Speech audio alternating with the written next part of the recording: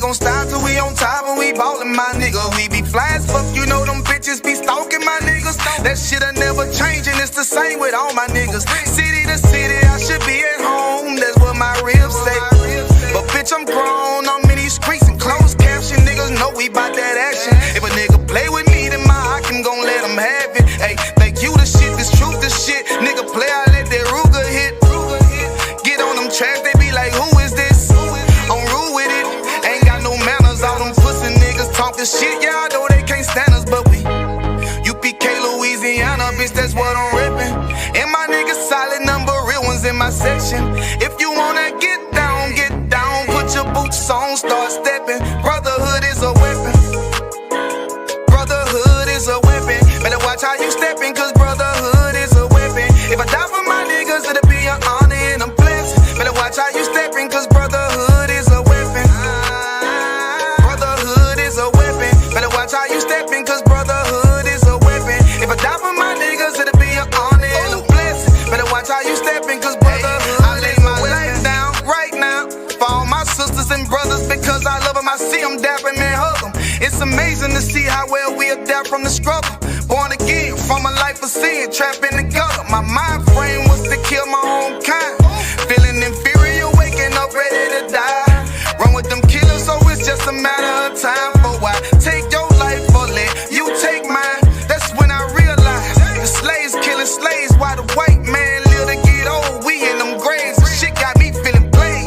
I opened the Bible, went through them records, found out we was royalty, a nation to be respected. But in this world we rejected, we hated for our complexion. Still fighting to get accepted, we hear the truth and reject it. But love is getting corrected, and all my niggas correct me. The commandments, the foundation we erected. Brotherhood is a weapon.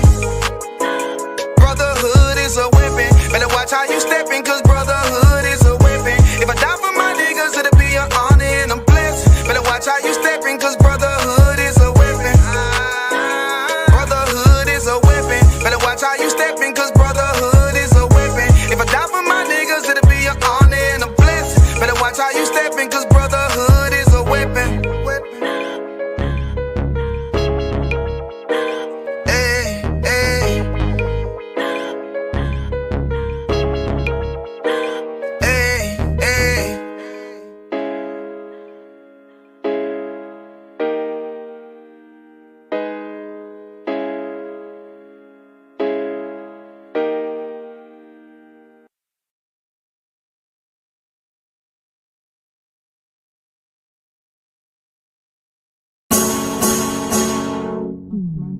On a cool damn night, gave myself in that misty light, was hypnotized by strange delight under a lilac tree. Spitting Hebrew, 3 and 1, combination, yeah. Well, how you want to talk like us after this? I.S.U.P.K and the commandments, priest inspiration, rock like out my house shine. I made wine for my heart, and it's true. That's the right taste. I finally got the recipe, passed down the ages, sitting under the family tree. Put my heart and on my soul, stretched enough to feed. Go wild, go hard, and nigga, I'm a priest. Once I was lost, more song, am I over the truth all along? Is the songs as long as we the dogs, bread, bait, on the plate of Jake, fishing to eat, fishing to got meat in the recipe. I made wine for my heart, and it's true. That's the recipe. Seen it there for me. Lord knows it's what's left of me. Was missing. I found myself in the kitchen, water whipping up a piece of chicken just to feed my ambition. Or is it me trying to fill my greed? Cause winning always had to have some green. Learning what I made up every day.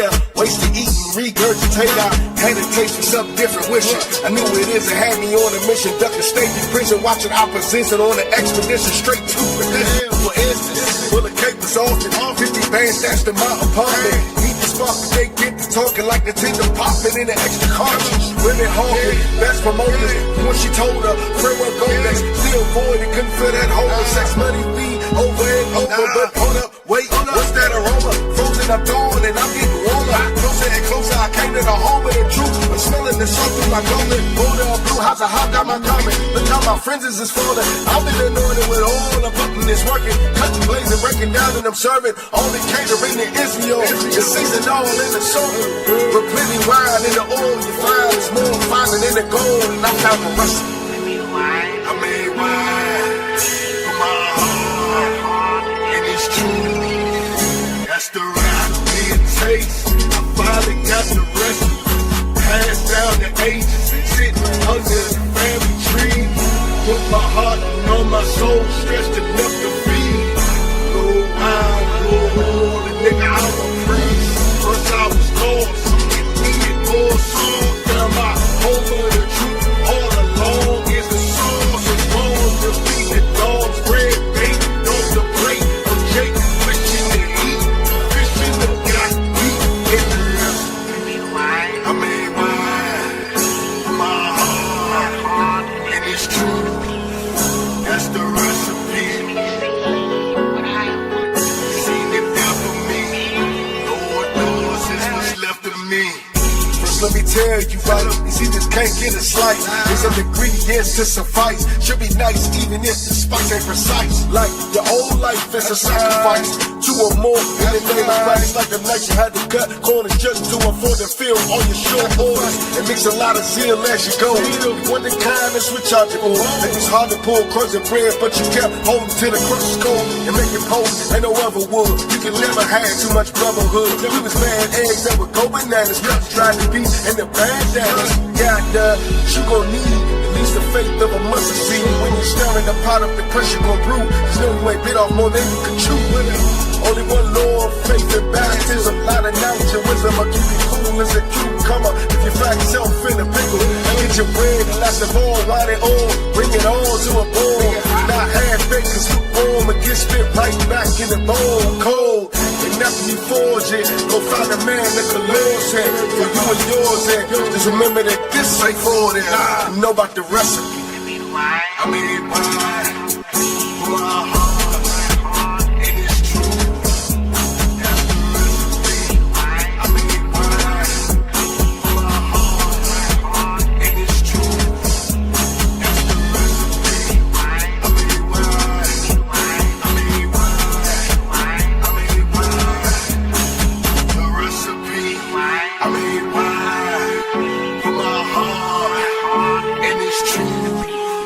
That's the recipe.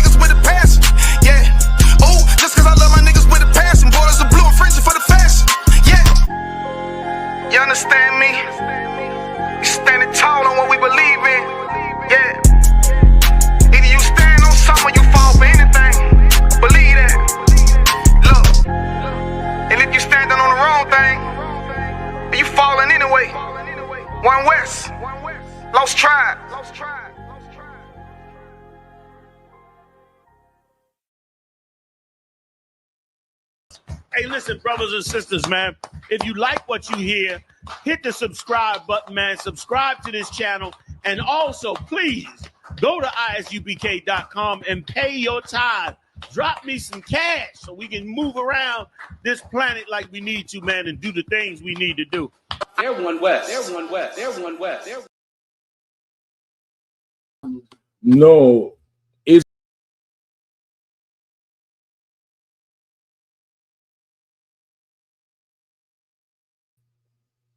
I think it's Lebanon.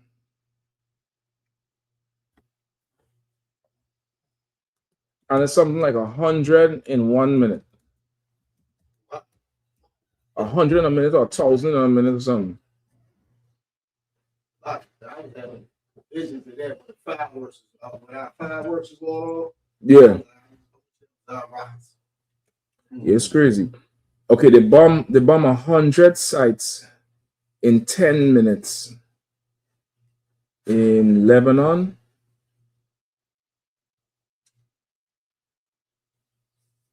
They say it's 100 military sites, but I think it's civilian sites, civilian, popular civilian areas, from what they say. Anybody found the bomb thing? How much bombs?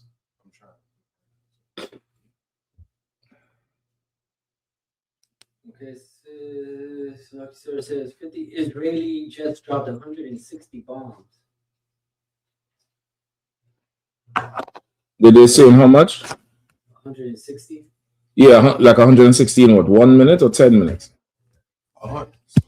Yeah, go ahead. The Israel military said its airstrike hit 100 targets within 10 minutes, striking Hezbollah headquarters, military array, and commanding and control centers. The Israeli Defense Forces eliminated more than 40,000 Hezbollah militants, said the international spokesman, Lieutenant Colonel. So it's 160 sites or bombs? I'm gonna have to get this muted here, though. Targets within 10 minutes. 100 targets, Hit. but with 160 bombs. Okay, yeah, this is it. Okay. 50 Israeli fighter jets drop 160 bombs across parts of Lebanon in 1 minute.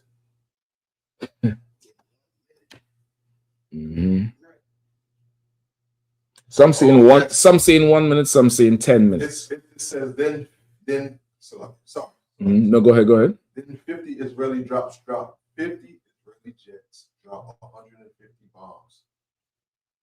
Yeah, that's wild. That's wild. Because what are we dealing with? Is the sound up or? The sound, yeah, Pastor. Your sound is up. Okay. Are we up? And yes, we're up, sir. All right, let's go. Yeah, but from Yahanna, shout out to all the brothers and the sisters. DC scripture breakdown class right after the Lord's 57th annual Passover. Give that a hand. Hosted by Commanding General Yahanna, hardest working man in Israel, as you all know. Made that Passover such a success, such a haven for the brotherhood and the sisterhood. You know what I mean? People who are new, people who are just met, people who I never knew even existed. You know what I mean? And that's the Passover. That's how it always is. That's how it's always going to be. You stick around long enough, you're gonna experience the same thing. You know what I mean? And now we in the feast of unleavened bread, right? We in the feast of unleavened bread, which means what? No leavening for 7 days. 7 days, really, you could count it as 8 because it starts sundown Passover. There's no leavening, there's no bread. You get the point? You shouldn't have any rising agents. You want to take it out of your house. If you're unsure about anything, just give a call. Give a call. You get the whole rundown on what's leavening, what's not, what's a rising agent and what's not. You know, some fake Israelites will tell you can't brush your teeth because there's what is the sodium bicarbonate, there's baking soda in the toothpaste. Go try to make bread with Colgate, nigga. Go try to make bread and hops and hot dogs with Colgate. If that's a rising agent. You think them bubbles in your mouth gonna raise bread? No, you're simple. You're simple and your breath stink. Go brush your teeth. Go brush your teeth. All right. So right now we're in the feast. Shapak gonna share. We have some unleavened bread there. Shapak gonna share them out in a second. All right. Make sure and eat a piece of bread every day until Sunday sundown. As the law, you're free to continue eating it afterwards. You're free to do that. That's fine at your own discretion. But of course, every day until Sunday sundown, you have to eat a piece of unleavened bread all the way, preferably if you could make it. If you can't make it, you have options. You have corn tortillas. Corn tortillas do not have leavening in them. All right, you have corn tortillas. Them tacos, taco shells, you could rock with that too. One of them chips is unleavened. I forget which one. If it's Doritos or one of them is unleavened as well. If you have any question, brother, you got to raise your hand up. No cross talking, all right? Go ahead. I can't remember. You got to look at the back of it. Go ahead. It could be that. It could be that. That's the kind of dry one. That's the one you could use with the dip, the natural. I think that's Tawab. I think Doritos is Tawab too, if I'm not mistaken. All right. And that's if you can't make it yourself. You're on the run. Some people, they're on the slavery. You don't have it, you could go get that from the store. Or if you're next to I.S.U.P.K, one of them taco trucks, you could get the corn taco or the corn tortillas. You'll be in the game with that too. All right. I believe that's it. You had an outstanding Passover. Where were you? That should have been the topic for the night class, the title. Where the fuck were you? I know where I was this weekend. Where were you? You know what I mean? I didn't see it. I see the brothers who sitting out here. I saw them. Sisters who in the school, I saw every one of them. Where were you? That's the question. And if you was missing in 2026, where were you when Moses gave the order? That's what I want to know. When Moses said, put the blood over your door and get that lamb and that bread and sit with your weapon and eat in haste and wait. Did you follow Moses? I don't know. I can't tell. I cannot tell. So we're going to go into some of the Passover tonight, of course, and take any questions that we may have in the room. Brother working on the computer. You know what I mean? I hope and pray everybody made it back to their homes safely. I know some flew, some drove. Each one had its challenges, right? Each one had its challenges, but we all got together and made it happen. You know what I mean? We all got together and made it happen. So, you missing something for this? Cord or something? It has to load? Yeah. So if you take it off and then put it back on, then I still need to load. I miss the good old days where you could just slap the TV on the act right. This plasma shit here, it ain't wide enough to slap her. It ain't wide enough. It don't have a side head. I need them old school TV. Let's walk up there to them, bam, and it start a show. You know what I mean? Bunch of violence. All right. So good questions. Come on, Super Izan. Give Izan a hand. First Passover this year, and the young man with my first Passover as well. Izan was every time I see Izan, he working. He's like, hey, Shalom, I'll go do this. Shalom, he started to make me. I started to get jealous of him. I was like, well, give me a fucking tray. Hell, he ain't gonna outwork me. You know what I mean? What the fuck you talking about? Go ahead. And I see him there with the carnalis. Get out of my hand. The carnalis, the familia la raza represented this Passover, boy. The garments, the vibe, the headpieces, it was outstanding. You know what I mean? Go ahead, Ark. Yeah, the mic. You don't have the holder? Set this up for the brother. Go ahead, Doak. Ask your question, man. Yeah, Salaki, sir. I was looking at Tucker Carlson, and he had this Catholic priest on there, and talking about exorcisms and demonic possession. Okay. You know how they drive them out, and this was a white Catholic priest. So I kind of thought that was ironic. A devil driving out the devil out of another devil. Right. So it was just like a dog chasing his tail. Like, what's the gag here? What's the gag? What's going on? But something.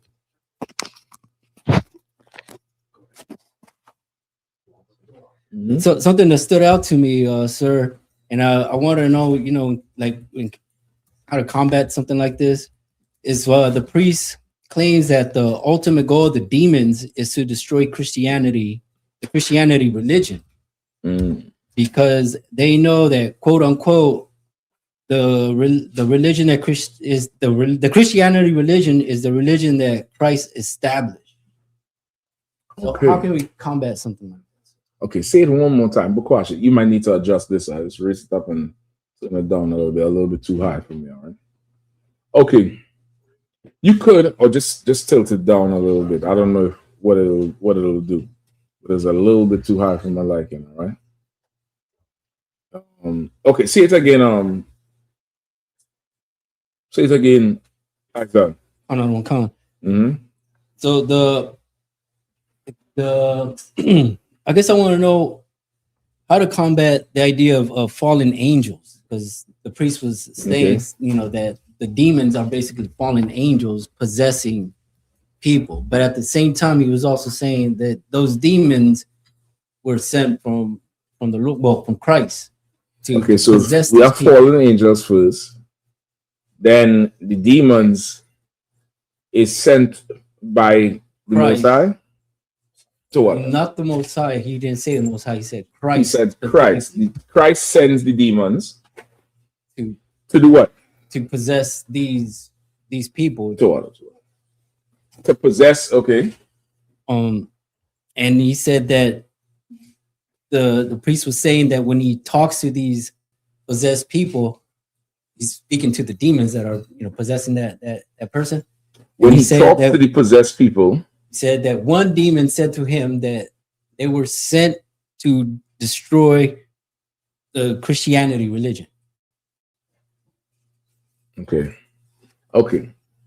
And how are you attacking it first? You want the fallen angels first, or you want the demon attacking Christianity? I guess the fallen angels.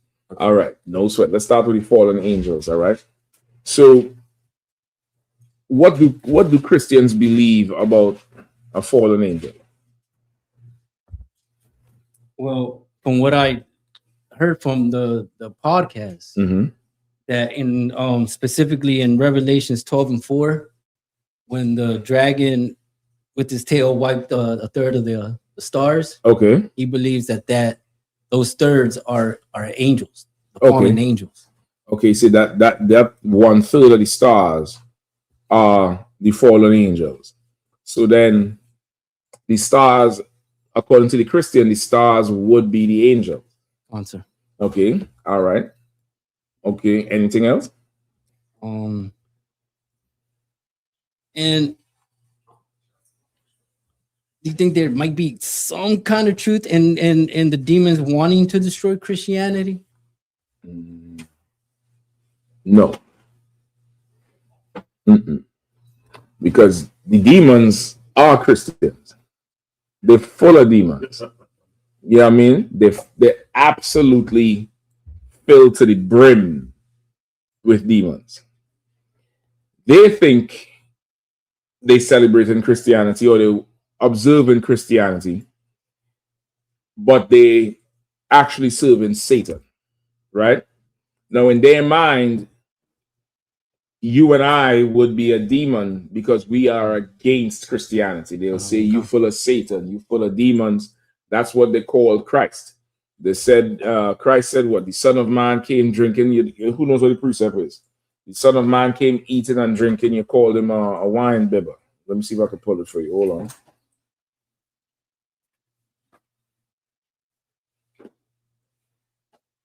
All right, give me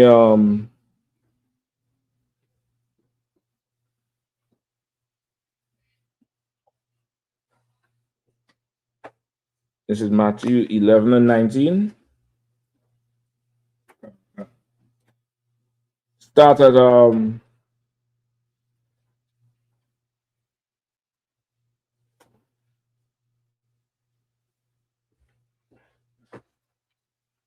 16. Real quick. Okay, so you say Matthew 11 and 16.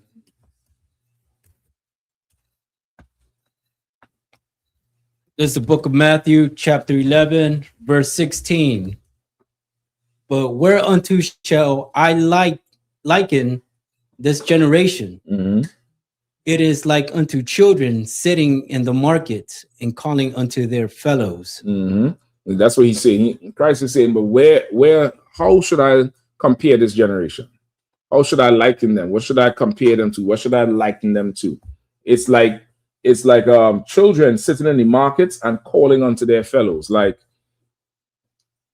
imagine in the highways and byways and bustling streets, like downtown DC. That's like a marketplace because there's stores everywhere, things like that.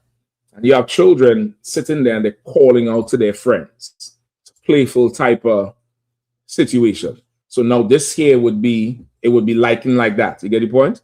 Go ahead. Verse 17, and saying, we have piped unto you, mm-hmm. and ye have not danced. Mm-hmm. We have mourned unto you, and ye have not lamented. Right? And they're saying, listen, we played a song, but you ain't dancing. We've mourned and you ain't sad with us. Right? Like, no, so that's how the people would be. Right? They would not, they would say, you know, we played a song for you, but you ain't dancing. We mourn with you, but you're not lamented. Keep reading. Verse 18. For John came neither eating nor drinking, and they say, he hath a devil. Right? John came neither eating nor drinking, and they say, he hath a devil. Right? Because what you know about John the Baptist? John the Baptist was what? Not was. What did he do? Shapat, you could click this back here for me. Just one. All right? Just one. All right? What do you know about John the Baptist? He would baptize with water. That's true. What in reference to eating and drinking? Go ahead, young brother. John the Baptist was a kind of a wild man who ate wild honey and locust. That's what he was known for. He had a coat made of camel's hair, and he ate locust and wild honey. Locust is absolutely lawful. Captain Tyler Walker could attest to that. I'm yet to do. I think Tizai one just did it this weekend past. I think Tizai one just tried some locusts. Times it's not that hard yet for myself. Salakia, go ahead. Salakia, I'm just gonna say I joined them. Got me one of them. Oh, you eat the locusts too? Yeah, look, it tastes like a sunflower seed. I don't eat that either. So I don't have a reference. I don't have a reference. Salakia. In case you notice, I ain't a bird. You brothers who eat that sunflower seed, I don't get the point.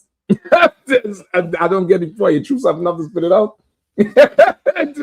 I mean, if I'm eating something, man, come on. But so that's what John the Baptist was known for. And they said he was full of demons. Keep reading. Book of Matthew, chapter 11, verse 19. Mm-hmm. The Son of Man came eating and drinking, and they say, behold, a man gluttonous, mm-hmm. and a wine bibber. Right? And so John was not eating and drinking. And you say he was full of demons. The Son of Man came eating and drinking.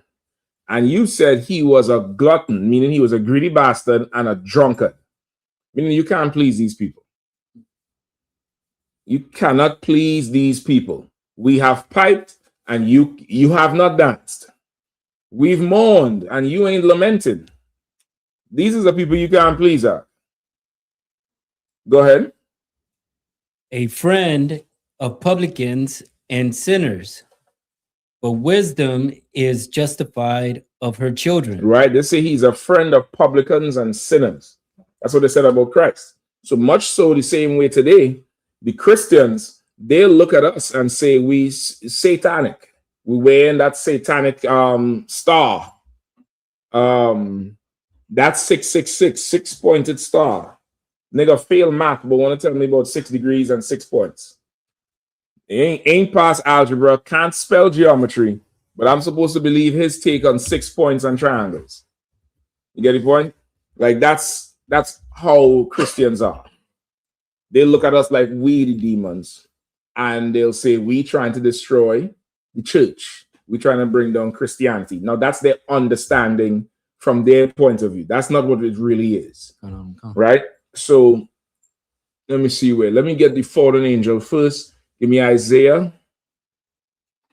In fact, go to the one in Revelation that you quoted for it. Let's start with that.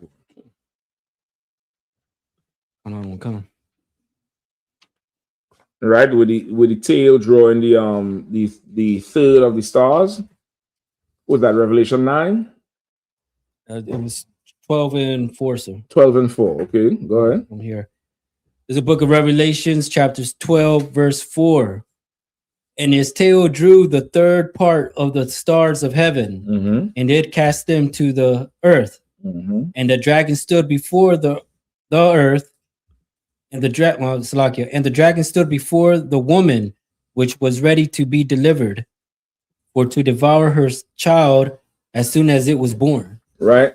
So now, this dragon here is this in Revelation is a vision. It's a vision that John the Revelator is having, and this dragon here is who? Esau. This dragon here is Esau. And why is he personified as a dragon?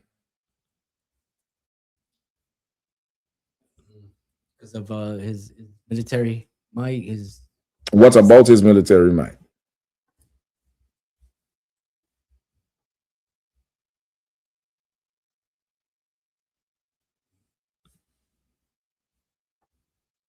So go ahead, young brother. Sloggy. If I may, I think that Esau is he went from a cunning, skillful hunter to the most powerful war machine on earth, sir. You answered a little bit more simple. A little bit more simple. Hold on, Shapat. Go ahead, Isaiah.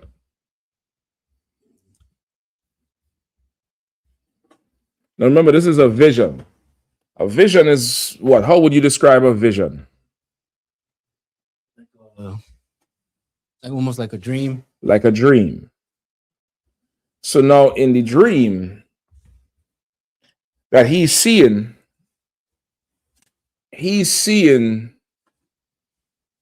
as you say, the oppressor, but like a dragon. Now, if he's like a dragon, what is he seeing? Please log on to the You just had Passover, bitch. You'll get your money. You're gonna get your money. What you mean your account is just due? Just come back from Houston. You're gonna wait your turn like everybody else. You think you're gonna try to embarrass me online? Your account is due. I ain't paid nobody, nigga. I ain't paid nobody until after Houston. You're gonna get your money after Passover. Shit. Go ahead. So what they'll see? I'm just being honest, brother. I'm just being honest. So like a dragon, giant dragon, just kicks up chaos, fire. But if he's Esau, what are you seeing? What is Esau known for? Lying. And doing what? Unaliving. Dropping bombs on people, raining fire from the sky. You understand? If you look at World War II planes, I believe World War I as well, Bakwash, the where they would put the face on the front of the plane. That's what, World War I or World War II? World War II. Salaki, one of them. They would draw a monster's face on the plane. And think about if you in Indonesia somewhere and you see this thing flying above, it looks like a dragon, right? Last year they sent one of them C-130s, I think that's what it's called, down to Trinidad. This was as they was gearing up to take over Venezuela. And brother, the damn goddamn, I'm dead over here. Let me get an extension plug, please. Right? The C-130 flew over the airport arc and cast a shadow. No, I'm thinking I'm good. It came back up. To water to her. It came back up. Yeah. There's just need to finish one thing. It cast a shadow so goddamn big. Like if you look it up, it looks like a flying animal from beneath. Like the shadow was so big. It's gray. It's not white like an airline. So you see, when you look up, you see something. Esau is the dragon because of his aerial superiority and military might. And this dragon is knocking down a third of the stars. It's chaos going on with that tail, right? It's just showing how powerful he is. Them stars mean nothing. It's just showing how powerful he is. You understand? So just for your understanding, them stars in Revelation, that's nothing, right? This is just, he's so powerful. He's up there fighting in the heavens, and he could knock the stars down because he's so powerful. And Esau is like that. Like this devil here, brother, is ridiculously powerful with his planes. So ridiculously powerful. They just sent a shuttle out to orbit the moon. What, last week? It was like 4 or 5 days ago. Okay. They're planning for it to return. Think about how much power that is. You and I take an Uber to Walmart, tell the nigga I'll give you a tip, $2, if you could wait until I run in there to pick up medicine or charcoal for the barbecue. This nigga took an Uber to the moon and coming back. You understand? Just to see. Okay. I think he going out there to see how close the armada is. That's what I think. I think he going out there to see if you see some niggas with wings waiting. Because what the fuck you going to circle the moon for? Go ahead. Salaki, sir. Mm-hmm. I actually saw a picture from one of the astronauts, a black astronaut. Okay. And it showed a picture of Earth, and it was flat, not a round little image. It was just. Hold on 1 second, man. Hey, Salaki, you have a change up there?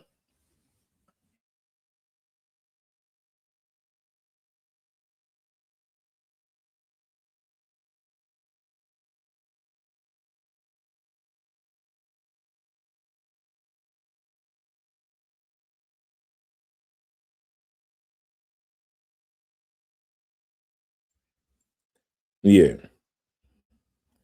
So no, whatever picture they show, it's really kind of irrelevant. Whether it's flat, round, this is what matters. If the Earth is an upside down cup, niggas and spicks is going to rule it. That's what you want to consider. If the Earth is shaped like this, like this thing here, like a spatula. What's this called again? A thong, whatever. Right? The thing. If the Earth is shaped like this with a hinge, niggas and spicks is gonna rule this shit right here. I don't want to. You get it, boy. That's what you wanna focus on. I don't care what the hell it's shaped like. How many bushels of cotton or cane will you have by tomorrow morning, Weinstein? How many? You better get to picking because I'm gonna need it. All right. So that's what that one revelation. Now get me Isaiah 14.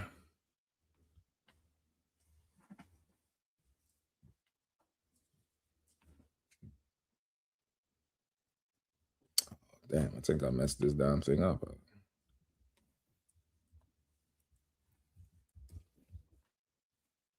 All right. If there's any more questions?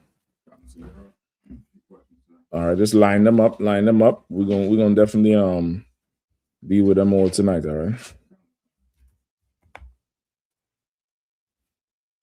Isaiah 14, real quick. The book of Isaiah, chapter 14, verse 1. For the Lord will have mercy on Jacob, and will yet choose Israel, and set them in their own land. Right. And the stranger shall be joined with them, and they shall cleave to the house of Jacob. All right, so open with that. And the Lord shall have mercy on Jacob and will yet choose Israel. Right? And he'll set us in our own land, which is that land they're fighting over right now. That Middle East with Iran, Iraq, Jordan, Lebanon, Palestine, the Israeli man, they're all going to get out of that territory because they're squatters in our land. Right? Now, skip me down to Lucifer, son of the morning. Was that 21, 12, 14, and 12? Skip me down to 12. Book of Isaiah, chapter 14, verse 12. How art thou fallen from heaven, O Lucifer, son of the morning? All right.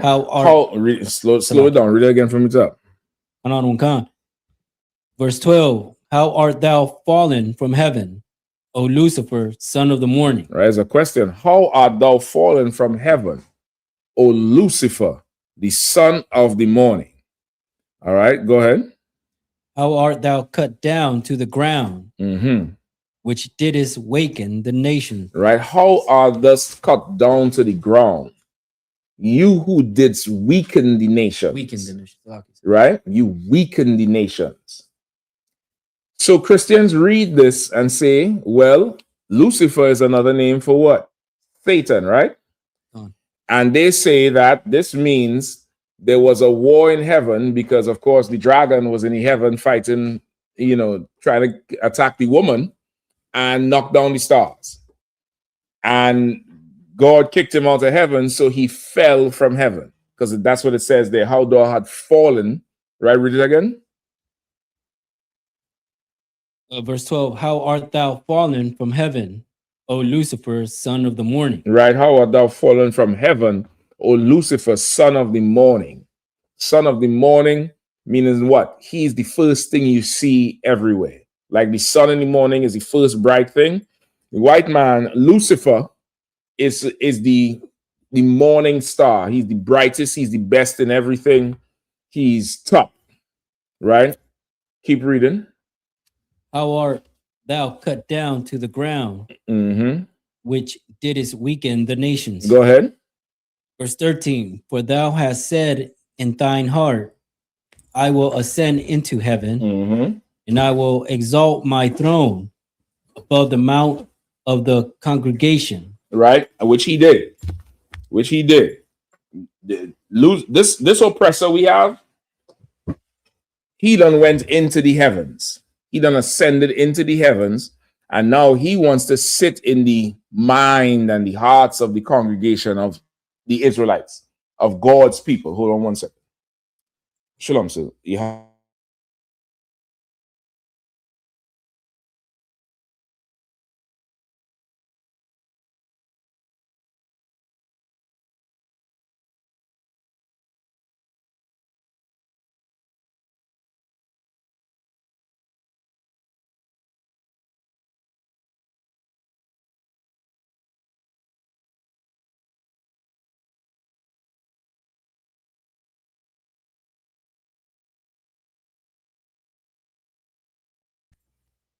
Right?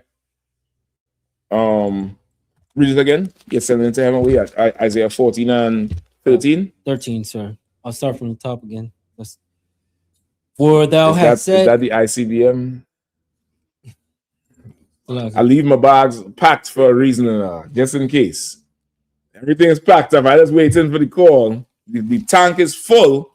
I waiting for where the general say meet at these coordinates. I'm gonna be there first. Go ahead, Hold on. Still have to pass the microphone, brother. The missiles, you're gonna hear it, and that's it. That's about it. Yeah. Just maybe half of a split second. I believe the Lord is with me. I hear your thoughts in your head before y'all even come to terms with your own thoughts. I hear them in your head. I look in your eyes and I see them. I hear it, and I already know that's what it is. What it is. Oh shit! All right, where we at? 14 and 13, sir. Book of Isaiah, chapter 14, verse 13. For thou hast said in thine heart, I will ascend into heaven. I will exalt my throne above the stars of God. I will sit also upon the mount of the congregation, right? and the sides of the north. So now he exalts his throne above the stars, meaning what? He went and landed on that moon. He went and put the space station. He exalts his throne above the stars. He also sits on the congregation of the Lord in the sides of the north. What does that mean?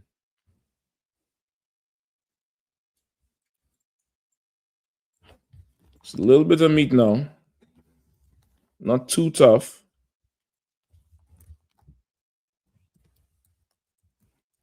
You want to try it? Go ahead. Slocky, is this some representation of Europe in some way, sir? You close. You close. Go ahead, Isaiah.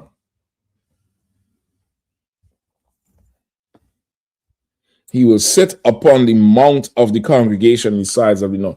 Who's the congregation? Israel. Israel. It says Lucifer will sit upon the mount of the congregation. Like a mountain of people. Esau is sitting on the mountain of people. What is that? He has an oppression over us. He's oppressing. There's pictures of him literally sitting on slave children. Literally, using them as chairs. He sits on us. The congregation in the sides of the north. What does that mean?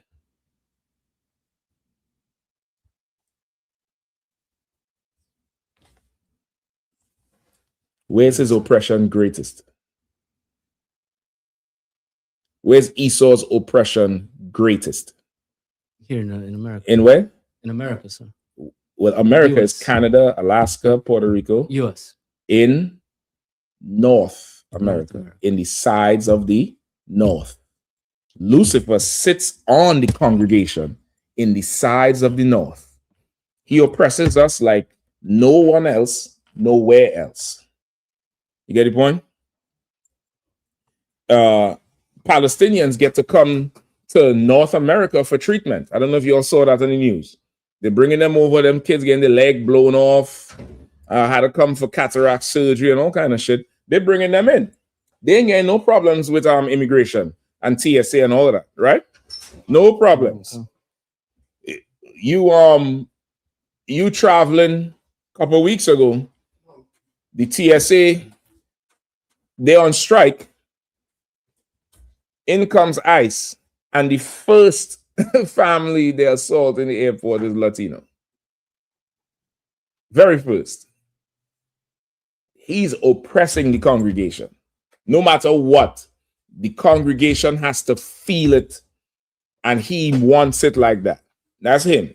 Keep going. Verse 14. I will ascend above the heights of the clouds. I will be like the Most High.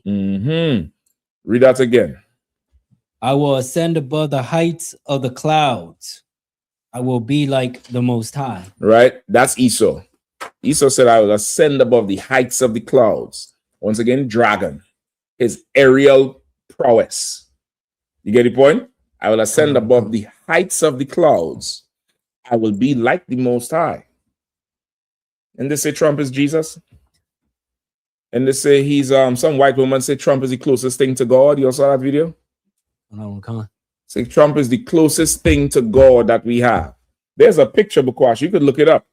It's the white man's trinity. It's Trump, John Wayne, and Caesar Borgia. John Wayne. John Wayne, for the ancient Republican devil, is a hero. He's like, I don't know, he's like Neo. He's, he represents something. He represents, the law and order that they like. The power to just arrest and kill as he sees fit. You get the point? Oh, no, come on. And this also goes with 2 Thessalonians 2, verses 3 through 4. You could read that afterwards, or we could get to it too. But let me just finish this one, all right? So he ascends above the clouds, and he wants to be the Most High and instead of the Most High. Yeah, your precept for this is 2 Thessalonians 2, verses 3 and 4. We could get that after. All right. In fact, let's get it now. Somebody else pull it real quick and read. All right.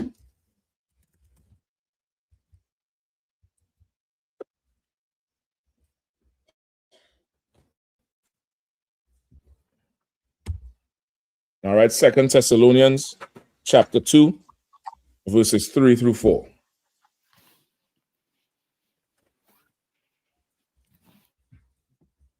Go ahead. This is the book of 2 Thessalonians, chapter 2, verses 2 through 3. No, verses 3 to 4. Oh, verses 3 through 4. Salaki. You know, you got it. Chapter 2, 2 Thessalonians, chapter 2, verse 3.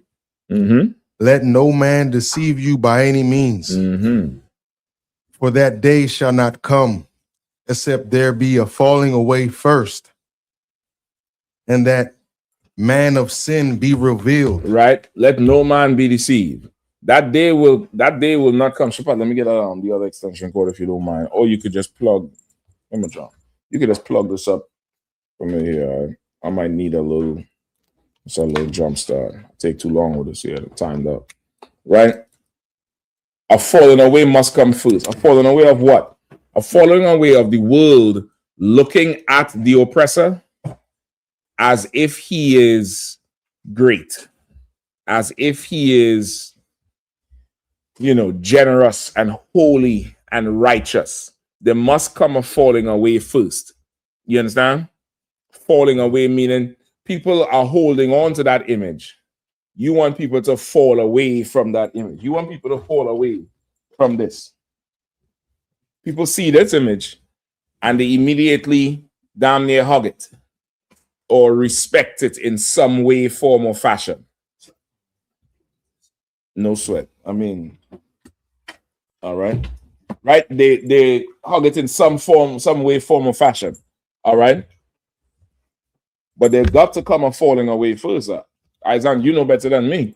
You show this in some of our communities, and they start, Jesucristo, Jesucristo. Oh, Jesucristo. I see some Easter weekend videos, Matthew. I hope you put them videos up. Them idiots was, you know how they reenact the crucifixion? Tell me why they put these niggas about 30 feet in the air and he fell off the cross. I mean, fall straight, 30 feet off. God damn, man. Like, there must be a falling away. There must be a falling away. And this oppressor, he definitely is cunning because, you see Erica Cook having a problem because Drewski mocked her. Where the hell that bitch was when they was mocking Trayvon Martin and doing the challenge? Remember the outline challenge with Trayvon Martin? They bought a hoodie and bought Skittles and what's the drink? The iced tea? The iced tea drink, and they would pose on the ground when that devil killed Trayvon Martin, and they would mock him. They would dress up like Trayvon Martin for Halloween. Where the fuck was Erica Cook for that? Talking about mocking people and not having any respect. Now, fast forward or go back. When you see they wear the cross and do this thing with the stations of the cross for Easter, Christians today think that's religious when they're mocking what they did to our king. It's like having a parade for it's like reenacting the Civil War or reenacting independence, fighting Britain. You understand? If America were to reenact fighting Britain, what would always be the outcome? America's victory. And in showing America's victory, they would now mock the loser. So now when you see them doing this for Easter, the Roman Catholics, that's the religion. This is not honoring Christ. This is mocking him. This is mocking him over and over, just like, any character or mascot with a big old head, and they're just having, laughing and having a ton of fun. You get the point? that's what's going on. So there must be a falling away from that. People got to not believe that anymore. Keep reading. Mm-hmm. Book of 2 Thessalonians chapter 2, verse 3. I'm gonna pick up at verse 3 again. Let no man deceive you by any means, for that day shall not come, except there is a falling away first, and that man of sin be revealed, the son of perdition. Right? So the falling away would determine that the man of sin be revealed. Like we're gonna have to reveal to, you know, our brothers and sisters in Roman Catholicism, not just in the Latino tribes, but also in the islands. Catholicism is very strong in the tribe of Benjamin. It's not Latino strong. That's a different strength there, Isaac. That's, you know, that's something else. But Benjamin be, you know, just as silly with Caesar Borgia. Like we're gonna have to fall away from what you see here and teach them that this was a man called Caesar Borgia. He was the second son of Pope Alexander VI of Rome. He had sex with his sister, Lucretia Borgia. You get the point? He don't have to go through that, brother. Oh, he do 5,000, right? Oh, yeah, he ain't gotta go through that. No sweat. Let me keep it simple for him, but I get you. Right? You had to show everybody that this man, you might have to back him up. He taking a very important test, brother. You can't even be privy to that shit just yet. He might have to back all the way up. If you want, you could put him over on this side. Y'all feel I hold on to these traditions just, you know, for joke. I know y'all be like, Mashak tripping, is he doing too much? This brother doing a test for the Lord here. Yeah, you ain't privy to that one yet, brother. Soon. You do your time. You do your time. You're gonna get that privilege. All right. That'll work. Anything like that is fine. I want you in isolation. Put that nigga in solitary confinement. Put him in solitary. Close the door. Let's see what comes out on the other side. All right. Because you ain't have him there looking at the calendar with all the precepts on it. Because you think you slick, you're gonna help these brothers go through. Nah, I'm joking now. There ain't no calendar on the door. There ain't no calendar on the door because looking. Right? Like there has to come a falling away first. You understand? So everybody now knows that this oppressor is the devil. Right? Keep reading. Verse 4. For who opposeth and exalteth himself above all that is called God. Right? Who opposeth and exalted himself above all that is called God. Who is called God? What's the all that's called God? What's the all? Children of Israel. The children of Israel, I'll take that. What else is all that is called God? 12 tribes. Well, that's the children of Israel. Remember, he said he opposed and exalted himself above all that is called God. The word, sir? And the Hamashiach? Yes. The word meaning what? The laws of God. He opposes that and he exalts himself above it. He opposes Christ, our King, and exalts himself above Christ so much he'll just take his identity. You just take it. That's who our oppressor is. That's who Lucifer is. Go ahead. Come on. Verse, I'm gonna start at the top, sir. No, keep reading. Okay, come. Or that is worship. Or anything that is worshipped, all our holy days, all our sacred things. Like this is our sacred shield. This here is the seal of Zion. Right now, he's opposing this and he's exalting himself above this. How?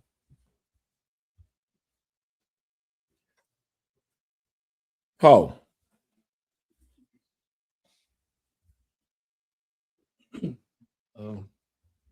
By oppressing us and really doing whatever he wants in this world. But how is he opposing this and exalting himself above it? Go ahead.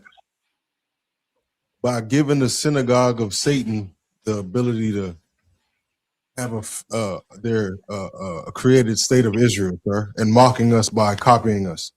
You on it. Very close. Anybody else? It's like it, sir, if I could. How is he coming against this? How is he opposing himself and exalting himself against this? Go ahead, Arawadia. He's calling himself the Jew of the planet. He's calling himself the Jew. He's taking this seal as his symbol. He's doing every manner of evil with this. So now when you go and tell people you the real Jew, they say, why you wearing that satanic symbol? Matthew was telling me last week he found something in what's the book? The Talmud? That gives them the right to have sex with children. And then he correlated the thing, remember 2 years ago where they found the underground tunnel in New York and they found all the mattresses and baby stuff and the mattresses had blood on them and they was running. In Brooklyn. He's opposing in Brooklyn. He's opposing and exalting himself against everything that's worship, everything that's holy. So there must be a falling away. You understand? Keep going. What verse you had? Verse 4, sir. Go ahead. So that he as God sitteth in the temple of God, showing himself that he is God. Come on, break that down. Read it one more time. So that he is as God, sitteth in the temple of God, showing himself that he is God. So that he as, say it again. It's too much as and is for me. Say it one more time. Come. So that he as God sitteth in the temple of God, showing himself that he is God. All right, break it down. Who got it? You have enough light there, Matthew? You have enough light? Okay. Don't tell me, the light was the reason. And you'd have performed better. You'd have had a triple-double if you had more light. Go ahead. 1 second, Arwadi. Go ahead, young brother. All right, calm, sir. So right now we see here that as you were just describing, they have took all of our sacred things and tried to take it over as himself. So that he as God sitteth in the temple of God. So they have made their own temple over there in Jerusalem. And in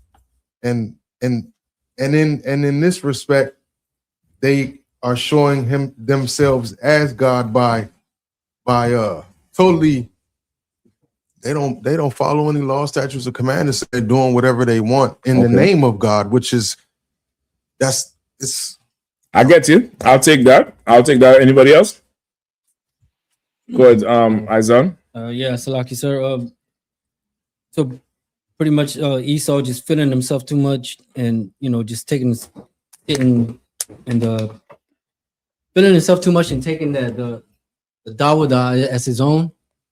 And scripture breakdown. You gotta break down the scripture. So let's go. In as much as he as God sitteth in the temple of God. What does that mean? So that he as God, meaning him being like God or wanting to be like God. Esau is God. Esau is God. I'm telling you straight up and down. Esau is God. Your biggest fight on the street is with somebody who thinks God is a white man. The battles in your household is because your rib worships a white God. Your children want Christmas because Santa Claus is white. Put a black Santa Claus next December 25th, and if you think I'm lying. You get the point? The white man is God. He as God. He done made himself a power. Or should I say the Lord done made him a power in the earth. The Lord done raised him up. And he is Lucifer, the morning star. He is the first thing you see in the morning. He's the hero and the villain. He's Batman and Joker. He's the police and the thief. He is the Jew and the Gentile. He is everything. He's the last samurai. He's the last Mohican. He's the Martian. What else? He's everything. He's the best rapper alive. He is God. And he sits in the temple of God. What does that mean? Hold on. Let me let him get it. I'm going to come to you. Go ahead, Izan.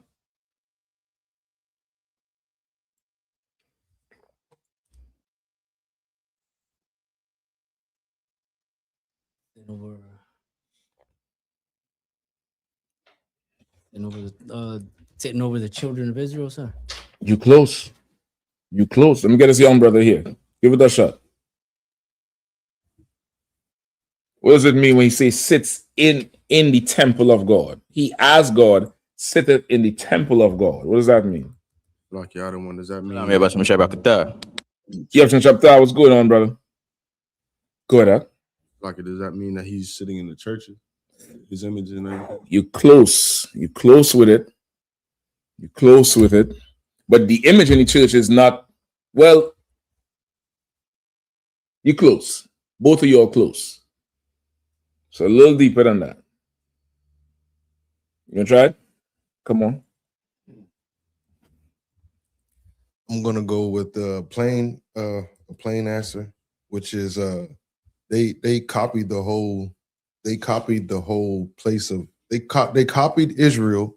So I'm sure he is sitting in the temple as if in the temple of David, as if you're going a little bit. You took where there was, and you go. It's right there where they are. It's in the midst of that. All right, go ahead, Nakama. And I would say he sits in the temple of God, meaning he all worship him, and he's over all authority. But if he sits in the temple, what is that? Because it already says he opposeth all that is worshipped and is God. So it sits in the temple. Go ahead. He's the priest, or he's the one that teach, or he's the one that we praise. He is, but that's not what this one means.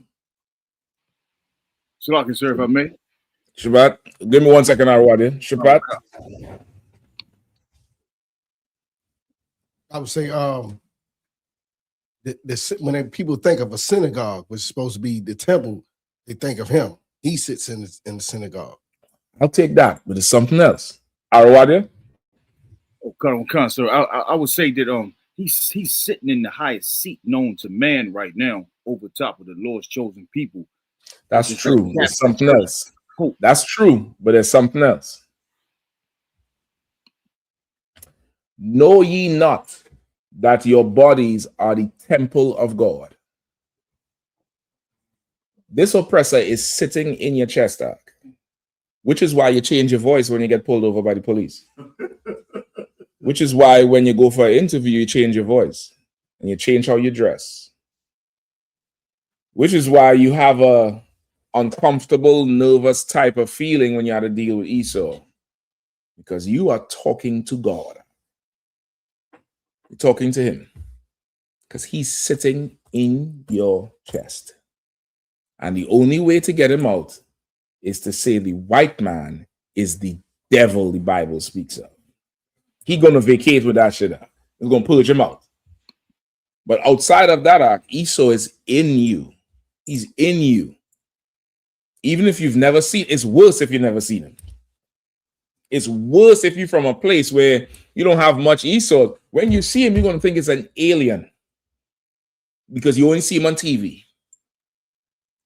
Esau is sitting in you.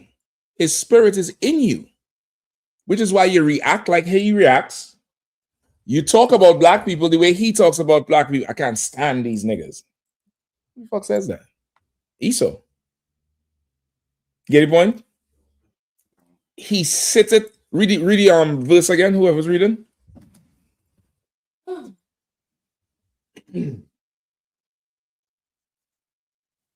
He sitteth, Salakia, so that he as God sitteth in the temple of God, showing himself that he is God. He sits in the temple of God, showing himself that he is God.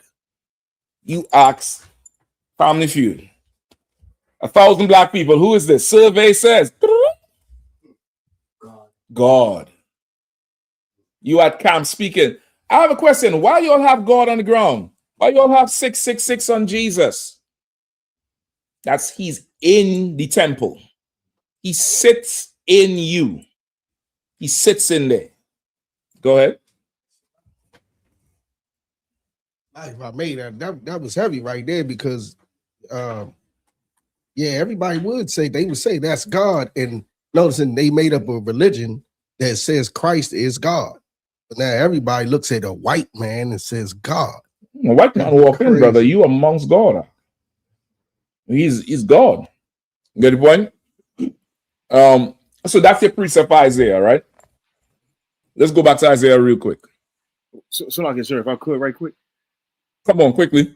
I want to come right off, what Officer Shapat said. That was heavy because none of us said that the temple, the temple, you know what I'm saying, is inside at the same time. Like that was heavy, sir. Because the temple is you are. That was heavy. You the temple. Remember, Christ said, I will destroy the temple in 3 days rebuild it. The disciples thought he was nuts. They say, well, that's it. that's it. This last thing on this crazy nigga mouth. How are you going to destroy the building? The temple is you. Right. You, the temple. Which is why a congregation of Israelites is called a church. You get the point? It's you. And he sits in you. You understand? And just go, right quick. Go ahead. Go ahead. I want to say that this proves that you have to be taught these scriptures. You can't just freestyle and read it and think you're going to get the understanding of it. Mm-hmm. No, you're right. You're right. You for sure right. Because I was, you would never get this just reading it. All right. Let's go back to Isaiah. Isaiah, I think you was reading. I know. All right. Give me verse 16 for time's sake. The book of Isaiah, chapter 14, verse 16. They that see thee shall narrowly look upon thee and consider thee, saying, is this the man that made the earth to Is this tremble? the what? Is this the man? Is this the what? The man? Is it a spirit? A man. It's a man. Lucifer. The same Lucifer that weakened the nations. He said, is this the man that made the earth to tremble? Lucifer here is a man. And there's only one man that has weakened the nations, for time immemorial. There's only one man that's right now making the earth tremble. Both metaphorically in terms of the people on the earth and literally with them bombs are. He dropped them bombs, the earth shake. There's only one man doing it. It's the white man. Lucifer is the white man. He's the morning star, meaning he's the brightest, glorious thing on the earth right now, right? He's everything you see. Superman is him. He-Man is him. The greatest gangster is him. The greatest cop is him. The biggest action hero is him. He's the morning star. He's the bright morning star. And it says in 12, how art thou fallen from heaven, O Lucifer? Meaning now, so taking it back. This is not God kicking Lucifer out of heaven. This is the white man falling from his state, his high state. And brother, Babylon is falling right now. They got a full heat. They got the class dunce for president. You know that old school dunce that sits on the high chair with the pointed hat? That's who's in the office. He get up and you also the video where he said, you could ask me anything. We could talk about anything. Let's talk about sex. This is a press conference. This is the president. You saw that shit? You all didn't even see that. Because you had to pull that video up. Like he's a dummy. He's an absolute fool. It's falling. They're falling from a high state. A very high state to very low. They say, he said, what did he say? He said, Iran needs to open the Straits of Hormuz. Iran say, well, come and make us do it then. What? Iran say, pull up then. They've fallen from a high state. Like where in history has anybody ever spoken to the US president like that? Ever? No. Go ahead. I was just going to say he didn't even know he was a president of Puerto Rico, sir. Oh, yeah, he didn't even know he's president of Puerto Rico. He said he spoke to the president of Puerto Rico about Puerto Rico, but he didn't know he was the president of Puerto Rico. That's rough, Hawk. That's a rough situation right there. You get the point? Right? So this year, the fallen angel, there's no such thing as a fallen angel. Right? Angels work for God, just like Satan works for God, right? You know the precept for that one? You know the precept for that Satan works for the Lord? Angels work for the Lord? No, sir. Give me Job 1:6. Seize every opportunity, overcome every challenge, defeat every threat, and America and our allies will thrive and prosper and win like no nations have ever won before. You're going to win like you've never had before.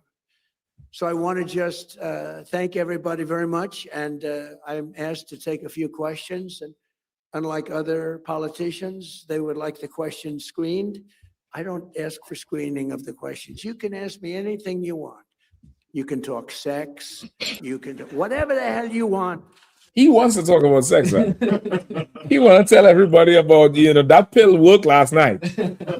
He said that pill and that water that I've been drinking, that should work last night. You should have heard Melania. I didn't hear her scream like that since I bought her from Jeffrey. He wanted to tell everybody about his sex, brother. He's an idiot. Oh, Lucifer, how you have fallen. You fell. You get the point? He's fallen from a high state and is going to keep falling. He's going to keep falling. He's going to get lower and lower and lower.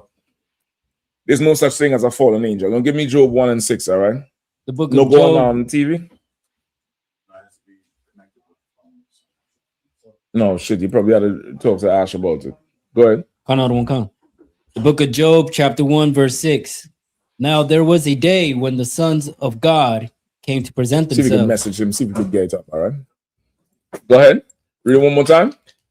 Job chapter 1, verse 6. Now there was a day when the sons of God came to present themselves before the Lord, and Satan came also among them. Right? So the sons of man came to present themselves to the Lord, and Satan was amongst them.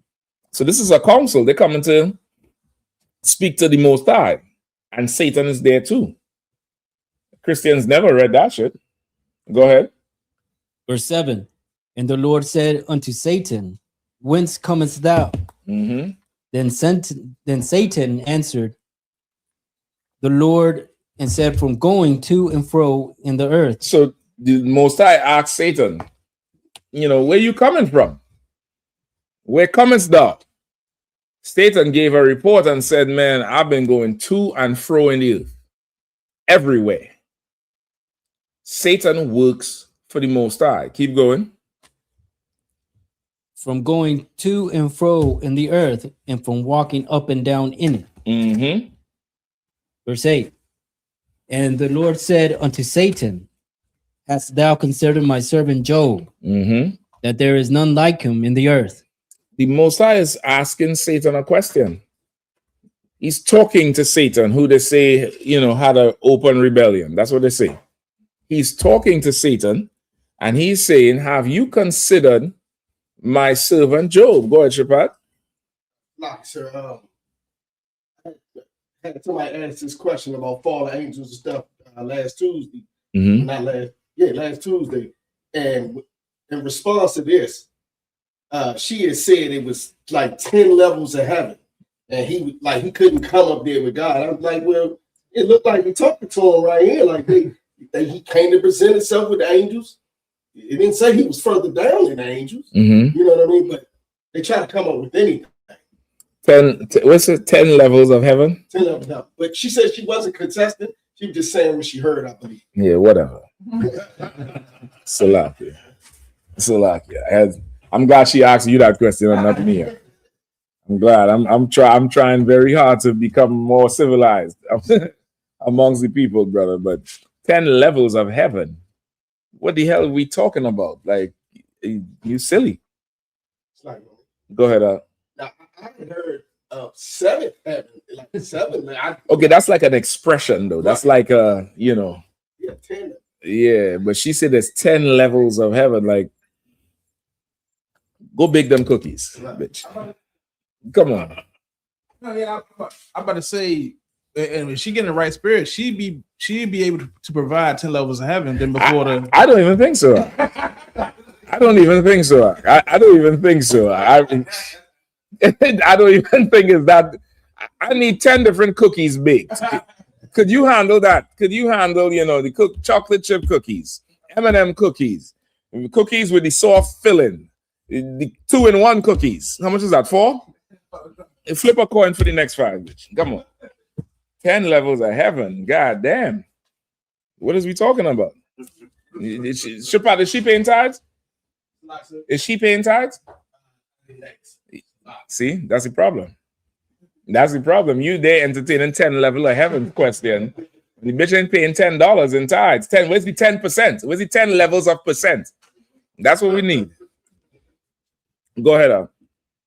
A perfect and an upright man, one that feareth God and escheweth evil. Mm-hmm. So the Most High is boasting Satan. I mean, he's boasting Job to Satan. Right? Go ahead. Verse 9. Mm-hmm. Then Satan answered the Lord and said, doth Job fear God or not?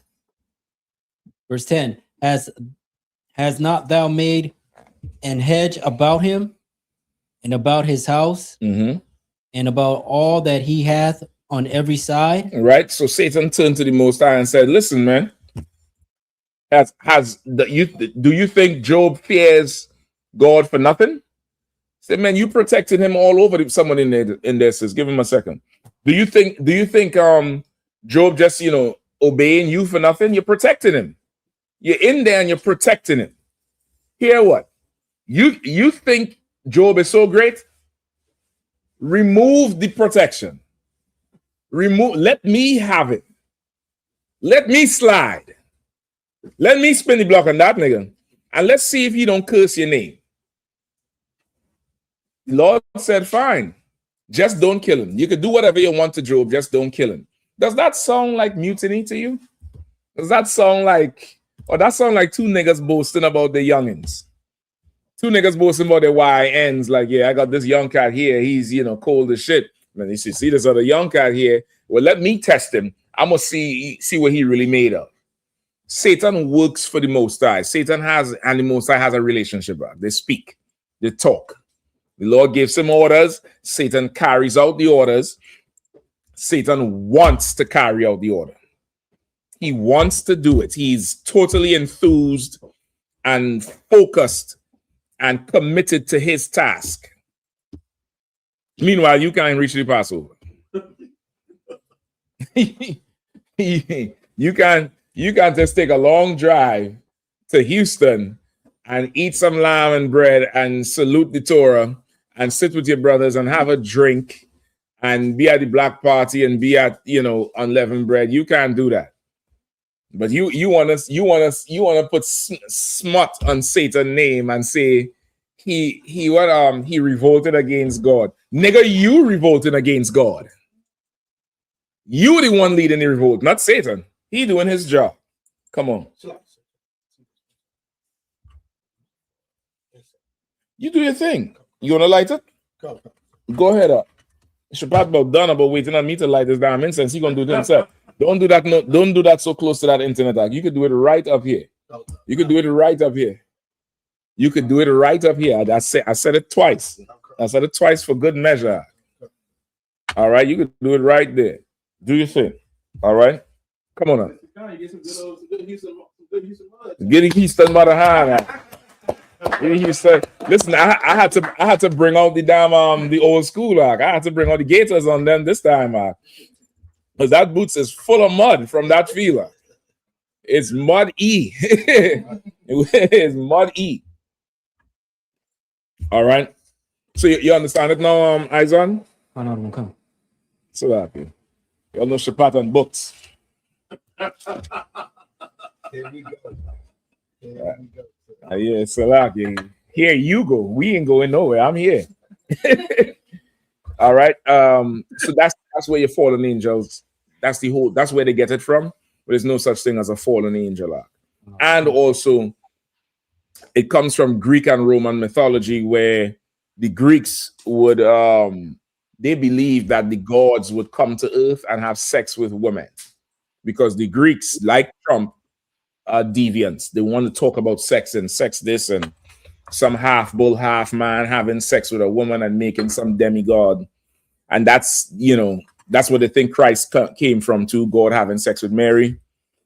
So the whole thing with the fallen angel is like similar to that. It's like one of their gods doing something else. You get the point? Shapan, what are you doing? What? God damn. Since when? Brother, it's a lock it. Please. I don't thank you for lighting the incense out. Just leave it right here. You know there's a fan built in there. You know what it's for? Turn it on and find out. I appreciate that. All right, so Izon, you get the point now? That's where they get it from. There's no such thing as fallen angels and all that mess. Because if an angel fall on earth now, what is he? Is he superior? Is he somebody to be worshipped? The heathen's always looking for something to worship. Always looking for a sign, always looking for something to worship, and will never worship the creator. They always want to worship the creation. You get the point? So that's where it would come from. Now, as far as the demons go, a demon's job is to destroy a person. It's to destroy a person. It's to destroy or to get that person to destroy somebody else, right? Or to hurt or harm somebody else, or to hurt and harm yourself, which is why the man who was vexed with the demons in the tomb, remember that precept? He would cut himself with the stones, with the rocks. He would cut his son, cut his flesh. He couldn't be chained, right? He would break the chains and scream and yell all night and day, and he would just be so disturbed. And he cutting himself, and they say he couldn't be bound. And when Christ came, he cast the demons into the pigs, and the pigs killed themselves. So that's the job, is to harm yourself or destroy something totally. That's the job of a demon. Christians think demons try to destroy them when they are the demons that destroy everybody else. Who's that? What's that girl? One of them who went on Breakfast Club, I forget her name, and she talked about how she was molested in the church. It's Fantasia, or I don't think it's is it a little more? Kind of dark skin sister, big lips? Yeah. Yeah, brother. Who did that to her? A Christian. Full of demons are. Christians is the house of Satan. Christianity is the house of Satan. They the demons. Nobody else. Demons fit very well with them, and they live with it so good. They live with it so good, and you try to show them something in the Bible, not my Jesus. That's the demon talking. You battling a Christian, and it's like, man, who the hell are you? I don't even know you anymore, because you're not talking to the person. You're talking to that demon that's what?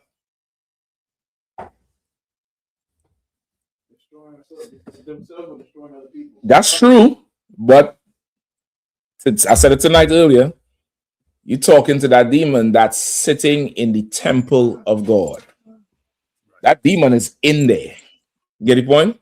That demon is in there, sitting in there. You remember in the Apocrypha, Tobias, when he went to marry that girl who he had rights to.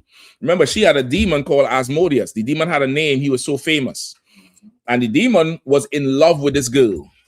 So much so that the demon would make her strangle every husband-to-be she's ever had. The husband caught her, get permission to marry. He going in to make the marriage whole, to consummate the marriage. She kills him in the marriage chamber every night and then wake up crying the next morning, not knowing what happened, because the demon wants her for himself. And there's many women like that. That singer Maya, she married herself. You all like that pretty face, right? That bitch full of fucking demons, Zach. I'm telling you straight up and down. She's filled to the brim with it. To the brim, you will run, you will hug yourself in the corner in the shower if you had to deal with her demons, Zach. Horrible. Go ahead. That sister must have been a bad mom. 10? I mean, they usually are. Yeah, she would, the demon loved her. And Tobias had to come in there and do something to drive the demon out. To drive it out from her, because that demon was sitting in her temple and would not leave because he wanted her for himself. You get the point? So that would be the job of a demon. But as far as Tucker Carlson needs to come interview Commander Yahanna, man. Right. He bullshitting with all these fools up there. I don't know what the hell they're talking about. Call the I.S.U.P.K, Tucker Carlson, if you're not scared. All right. Anything else? There's a lot of questions, but this right, this one go. just came up and is on what you was talking about, sir. Okay. It's from an Edomite, Joe D. It says, why does Satan from a who? An Edomite? We ain't getting nothing on this? Lots, sir. All right, let's shut it off then. We'll get our TV back. TV angry, went to Houston and didn't carry it. Now he acting all bitchy and shit. It says, why does Satan get tossed into the lake of fire if he works for God? Well, Satan doesn't get tossed into the lake of fire. All right, let's pull the precept he's talking about. What's his name? Joe D. Joe D. You in the military, Jody? Yeah, he sounds like he might be in the military, you know, Jody. Right? Satan is not getting cast into the lake of fire, Jody. You are. You are being cast into the lake of fire. Anybody know where it is in Revelation 12? Prepared for Satan and his angels.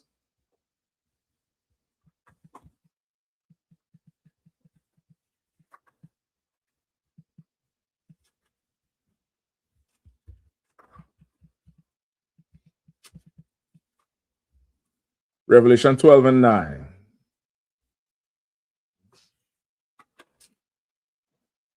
No, hold on. No.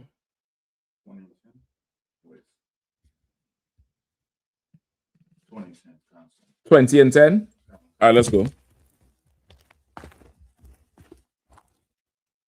The book of Revelations, chapter 20, verse 10. Mm-hmm. And the devil that deceived them was cast into the lake of fire and brimstone, where the beast and the false prophet are, and shall be tormented day and night. Wait, hold on. Where you at again?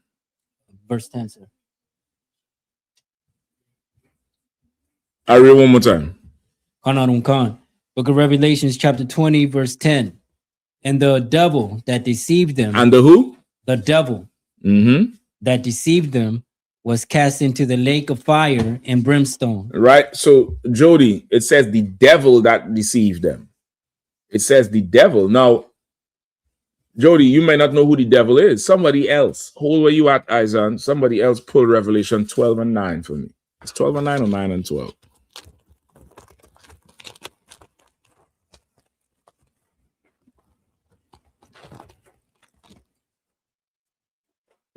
$12 and 9. Give me 12 and 9. Go ahead. Book of Revelations, chapter 12, verse 9. Says you want to handle this? Go ahead and handle this for me, brother. All right. Shapad, you take a read. Give Shapad a hand. Shapad was down there working, you know, Shema doing all kind of thing. Shapad, the sister earned her duty. I know you ain't gonna like for her to come and stand post at camp. You're gonna be like, Cap, how the hell she holding post? Nah, brother. Listen, these sisters in here get the glory to her. Let her do her glorious thing.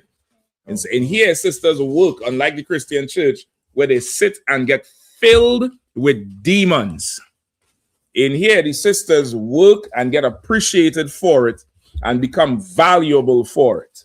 If you want to know how valuable they are, don't do what you think about doing. That's all I'm gonna say. Go ahead. It better not be. It better not be. Go ahead. This is the book of Revelations, chapter 12, verse 9. Uh-huh. And the great dragon was cast out, that old serpent called the devil. The great dragon was cast out, that old serpent. The great dragon is who? The oppressor, the white man, who because of his aerial power, makes him what? The dragon. And he was cast out. He was dealt with, and he was that old serpent. Who's the old serpent?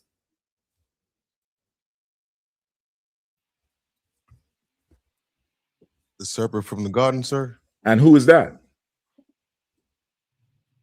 You're right. It's the serpent from the garden. The deceiver. Who is? Esau. Esau, right? So now Esau wasn't literally in the garden, but the serpent had his spirit, right? The serpent had his spirit. He was low down. That's why he's referred to as a what? A snake. He's a deceiver. He's full of guile. So dragon was once an old snake, and he grew powerful into that dragon. Read it again from the top. Book of Revelations, chapter 12, verse 9. And the great dragon was cast out, that old serpent called the devil. Called who? Called the devil. Called who? Called the devil. If the dragon is the white man and it once was the old serpent, I'm going to give you another example of the old serpent. Right now, America's symbol is what? What is America's symbol? The eagle, sir. The eagle. What does the eagle do? Fly high, just like a dragon. What was America's symbol before the eagle? Pull it up. Pull it up for them. So like you, sir, if I may. Go ahead. The serpent. The snake with the 13 colonies. Don't tread on me. You all see it all over DC and them yellow, disgusting Virginia tags. You all know I have a penchant against Virginia tags because y'all come over the bridge and act like this is Mad Max and the damn the Terror Dome. You don't obey no laws. You touch all the damn cars and you just drive back over the bridge. There's a few good brothers in Virginia, and I thank the Lord for you all. The rest of you motherfuckers, I'll stop you at the bridge. I'm telling you straight up and down. Go ahead. I'm only joking.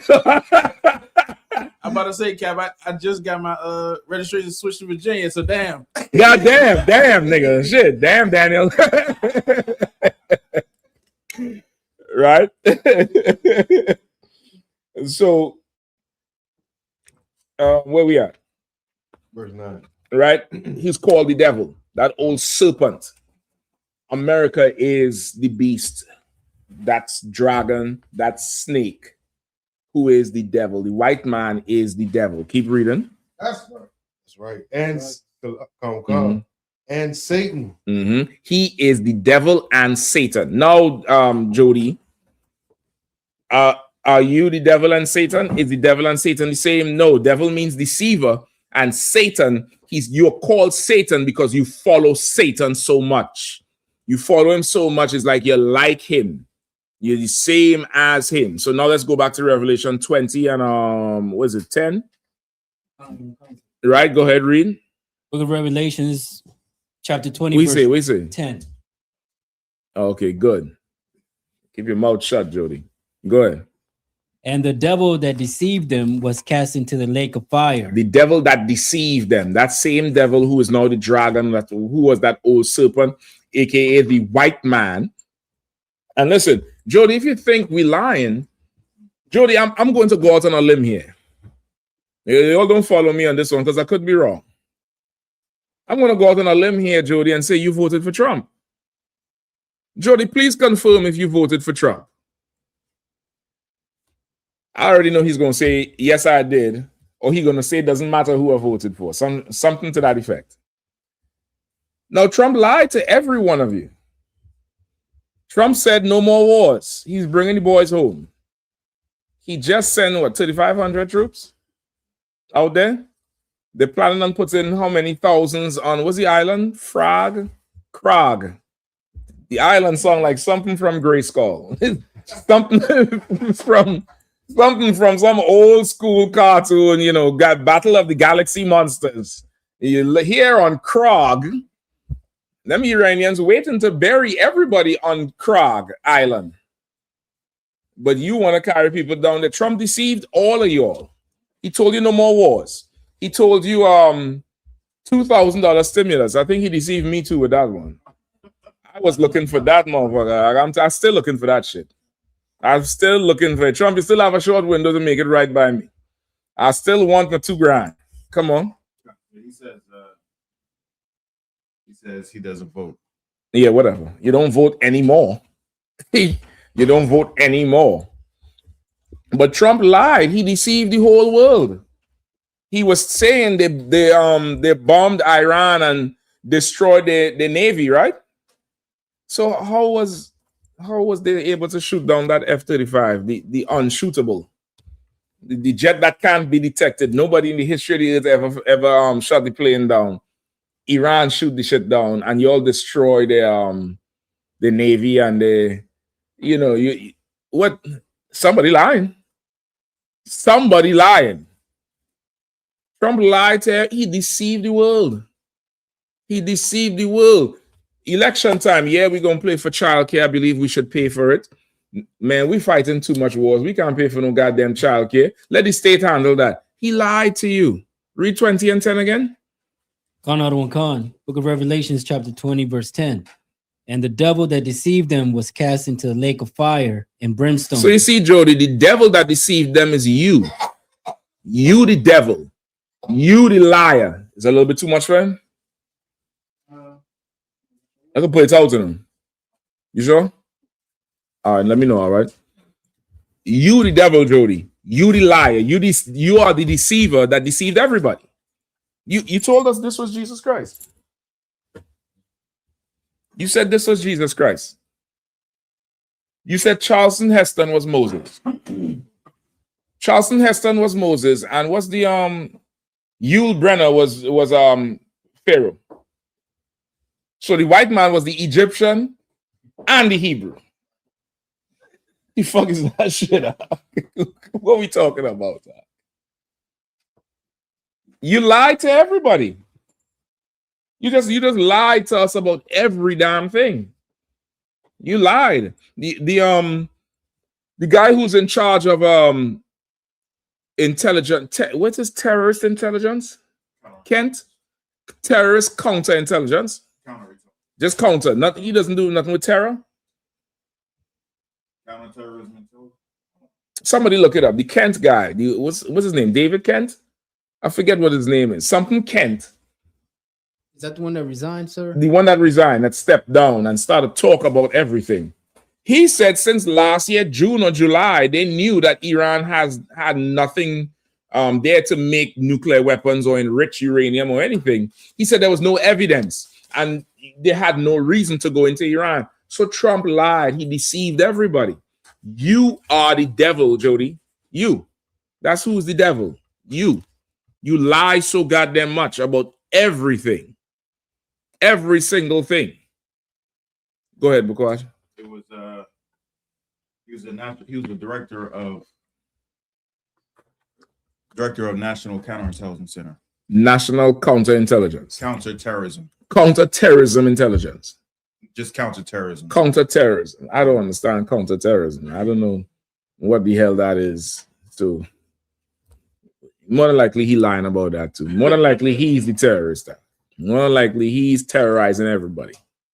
Right? He's the devil. Go ahead, keep reading. Where the beast and the false prophet are, and shall be tormented day and night forever and ever. Right? You're going to be cast into the lake of fire and brimstone where the beast and the false prophet are. That's you. And every one of our leaders that believe you and followed you and became Christian and tried to teach us to be Christian, they all go into the lake of fire. And the lake of fire is the land mass of North America. That's the lake of fire. All right, Jody? It's going to be hot. That's all I can tell you. All right. Any more?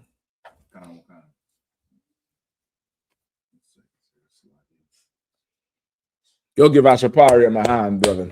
Ashapari was out in that rain, brother, doing them prayers, doing that whole thing with no, I mean, it seemed like he just get louder and stronger as the rain fell more. Yeah, I mean, like y'all don't know Ash, boy. Ash, if it meant the nation would be benefited, Ash would run off a cliff. If that's what it took, he's going to do it, and you're not stopping him. That's who he is. You know him, that's who he is. He was out there in that rain, and it was glorious to see. And I think it was so contagious. I think everybody there fed off of his energy. Everybody there fed off of it. The salute in the Torah was good and strong. It was just so goddamn right. And man, it was amazing to see. I always have comments on it. Salaki, go ahead. I don't think any of us was tripping off the rain. That's what's crazy. I was seeing sisters step in the mud and all that. Just ain't even complaining or nothing like that. Of course. You know, I was up there getting how he was going. God damn, his name is Ephraim's Fire and all. There was a bonfire up on that podium, man. If you could see in the spirit, you would see a fire just blazing as he's reading out. As he's up there doing the damn thing, you would see fire. Insane. Go ahead.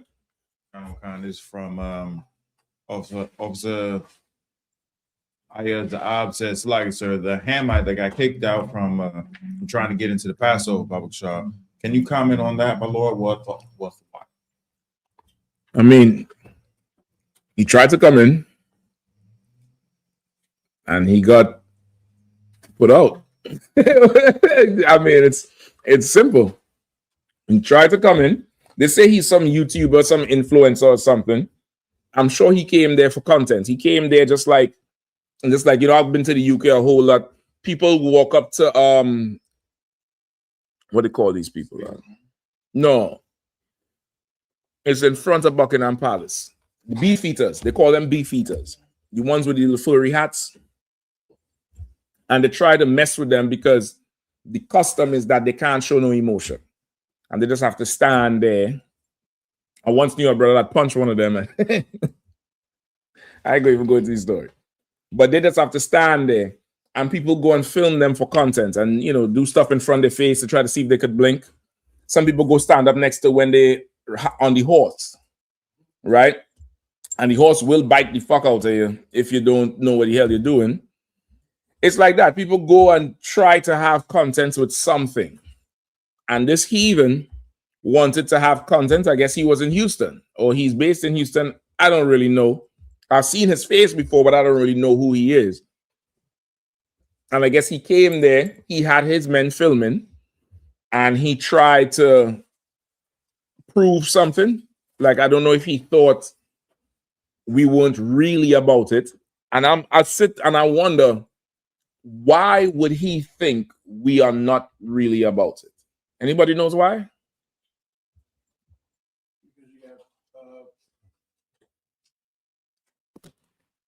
Because you have fake posers and groups of men saying that they're Israelites and they're really not. And why is that important? Okay, you're right, but okay, why does he think we would not put him out?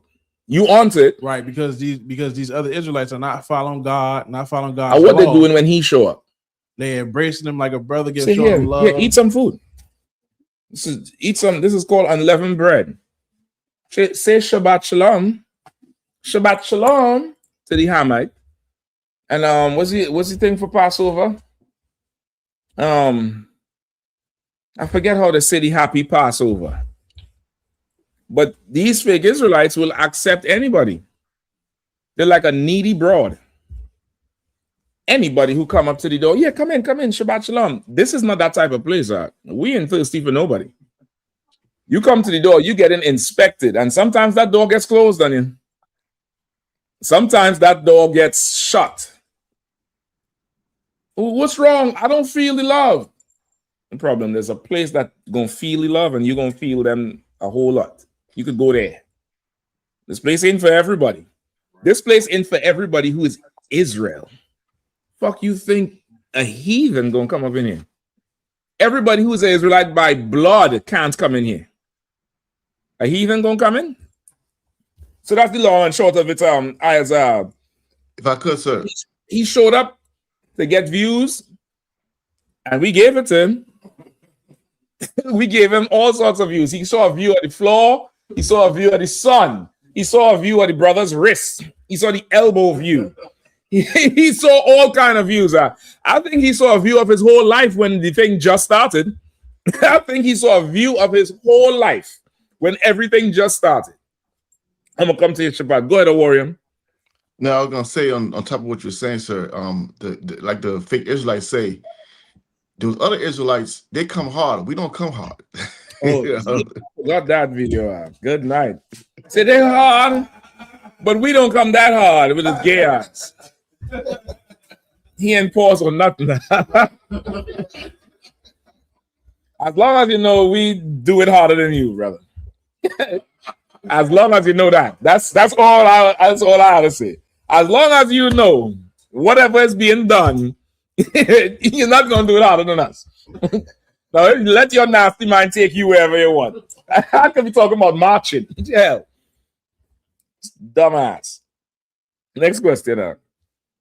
Oh, Slack, Shabbat, come on. Now, I would say he got his views, though. He also got a view of me mugging him. He definitely say, oh, they ain't playing. No, I don't think why he would think so. You think Israelites is the reason he came to that Passover. Because you're letting everybody in. Go ahead, Bakwash. One y'all says, can I get a breakdown on Luke 12 and 50?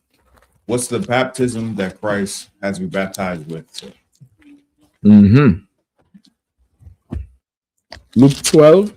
I don't know. Luke 12 and verse 50. 50, right? Count. All right, go ahead.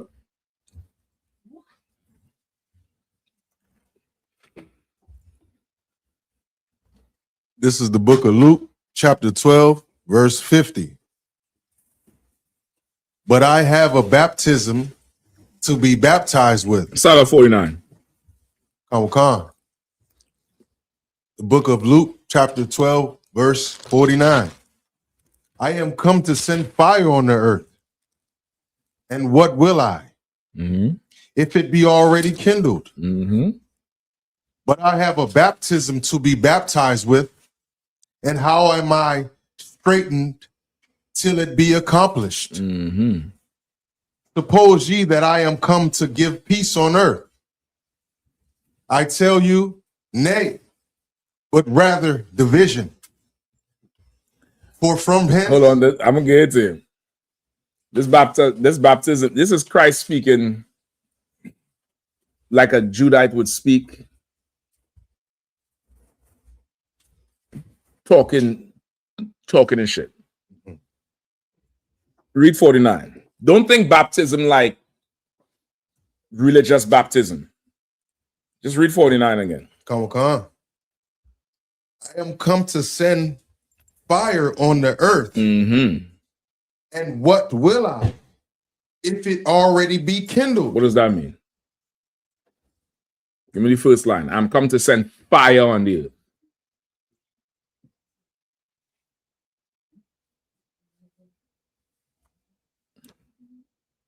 I come to cause fire, but what if it already be kindled?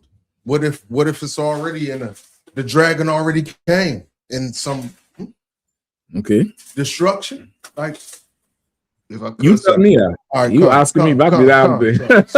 Slack, sir, go ahead. Go ahead, no, try. You gonna try it again? Yes. Come on. I am come to send fire on the earth. And what will I if it already be kindled? He's saying, I've come to send fire on the earth. What does that mean? I've come to destroy this place. Yes. And what will I means, you got to read it in the opposite. If it's already kindled, what will I do? No. No? No. I could, sir. Go ahead. Come. Hold on. I warn him. I know you already know.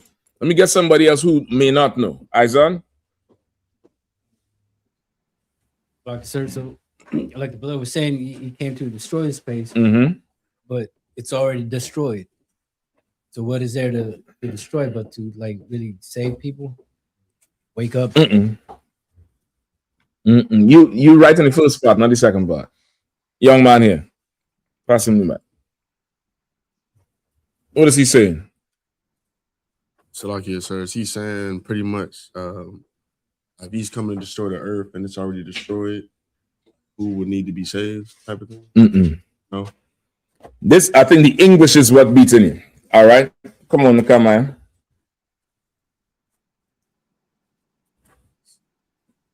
Christ is coming back to rule the world, to take over the world,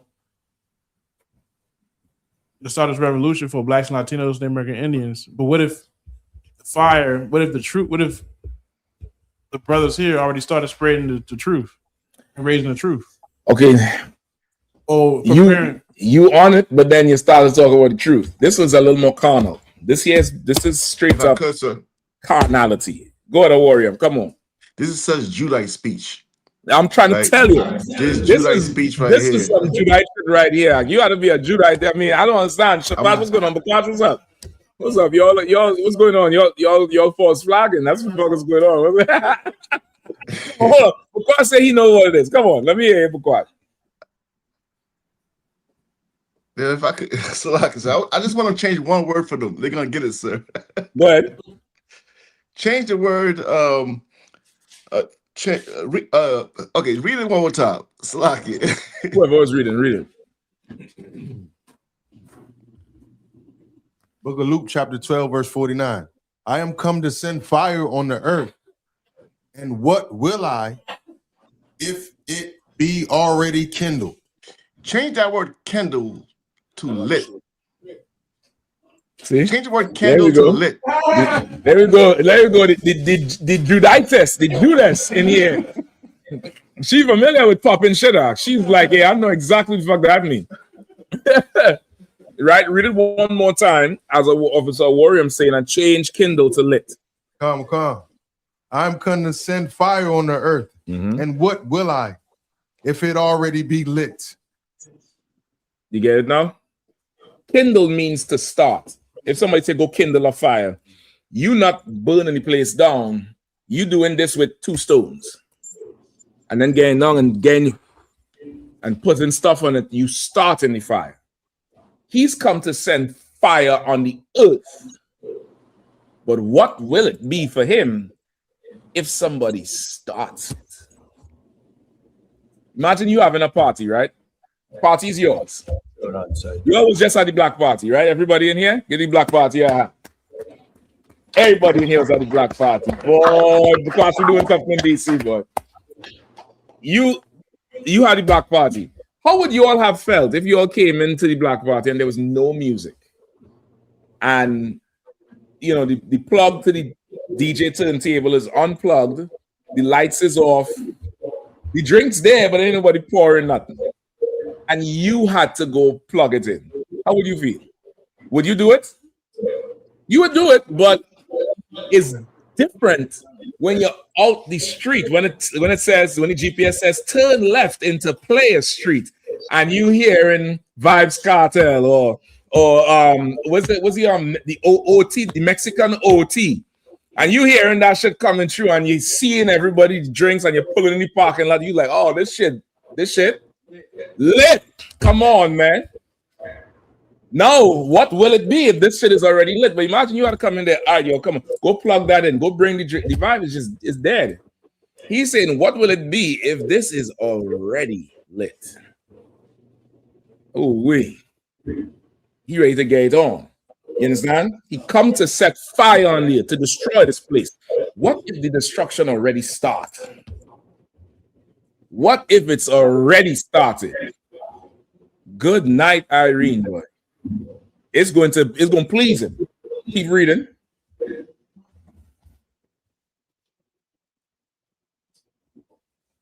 Oslaki, Shabbat, go ahead, please. Just throw one in there because I was gonna say, well, I come to get this place popping, get it popping. But what better if Officer Yashika is already on the stage doing his thing? You know what I mean? That's why people go on tour and they carry an opening act. Because you don't want to come out there and have to warm the crowd up. That's why main event is followed, is precursored by bantamweight and welterweight. All the fights don't nobody give two rats ass about. You just want to see the two heavyweights, man. You tuning in, you call it, hey, the fight on yet? Or nah, you go back to the game, or you go back to talking, whatever. Oh yeah, they're coming in the ring now. You tuning in for the main event. But for that main event to go on, somebody had to start that shit early. In that UFC, brother, the main card come and fight in a ring that has blood on the floor. The important niggas. The ones that lesser important, they got a clean mat. Pristine. That should let you know where you fall in the ranks at. Christ is saying, if I come, this shit better be going on. It better be started. How could it be started if you loving every heathen? If you sorry, your heart is broken because this millionaire YouTuber get held upside down and put outside a gate. And he is going to become more successful because of it, because the whole continent of Africa is going to feel sorry for him, and Nigerians is going to commit scams in his name. But your dumbass over there sorry for some fucking African. How is it going to be the started? You have no understanding of this thing. Keep reading. Verse 50. Mm-hmm. But I have a baptism to be baptized with. Mm-hmm. And how am I straightened till it be accomplished? What is that saying? No, he's coming to destroy the earth. He wants it to be started. He's saying, I have a baptism to be baptized with. I try not to give it to you. He has a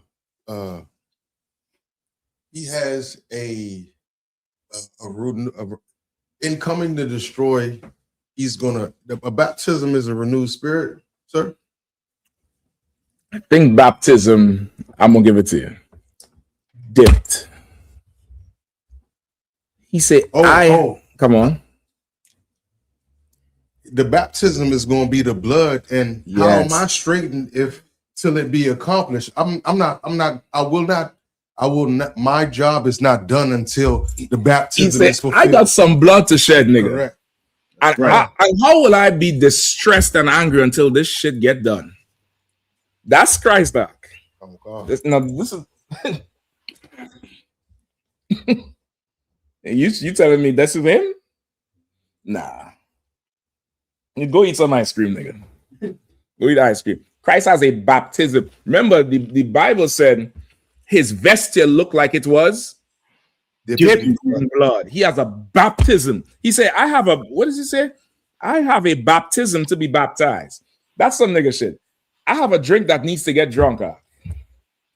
I have a axe that need grinding. It's how we talk. Don't think spiritual. This is straight carnal. I have a baptism that needs baptizing. I need this blood to be shed. I need it to be shed. And I'm going to be stressed until it's done. Go ahead. Got your precept. Come on. Oh, God, this is the book of Revelation. Book of Revelation, chapter 14, verse 20. My bad. And the winepress was trodden without the city, and the blood came out of the winepress, even onto the horses' bridles. Even onto the horses' bridles are. You all see how big them horses was on the ranch, right? Some of them were smaller than others, but there were some titans on that ranch. Them tall horses is what the police use for crowd control. The Bible says the horses will be up to the blood will be up to the horses' bridles. Brother, that's blood. That's like a pool of blood, like not a pool you're walking, like a swimming pool of blood. Christ said, I have a baptism to be baptized in. And how will I be if, I'm going to be stressed until this gets done? So that's what it's talking about, no one, y'all. You get it? And then he read 51 again. Okay. Suppose ye that I come to give peace on earth. I tell you, nay, but rather division. Right? He's saying, you thought I came to bring peace. You thought the prophecy of the peaceable one until Shiloh come meant that this was, all coming together of everyone. He said, no, I came to divide this place. I came to divide. I came to bring division. I came to set things apart, set things at odds. I came for that. I did not come for peace and love and hugs and kisses. I came for war. You get the point? You brothers love that modern warfare? Well, listen now. Christ coming back for some modern warfare. It's going to be so modern, it's going to be ancient. You get the point? So, no one, you out? All right, do you taking a plate with you? Musa and Christ.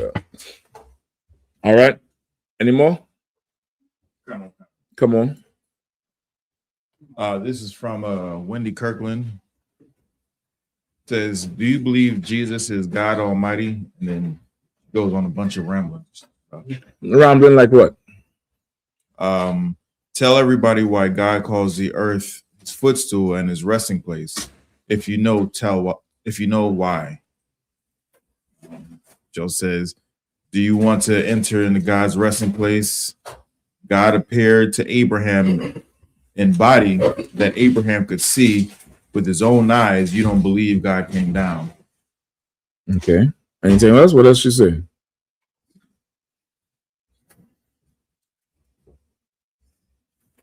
I believe that's it, sir.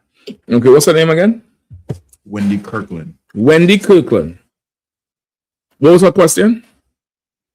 Do you believe Jesus is God Almighty? Okay. Wendy, this is what I believe.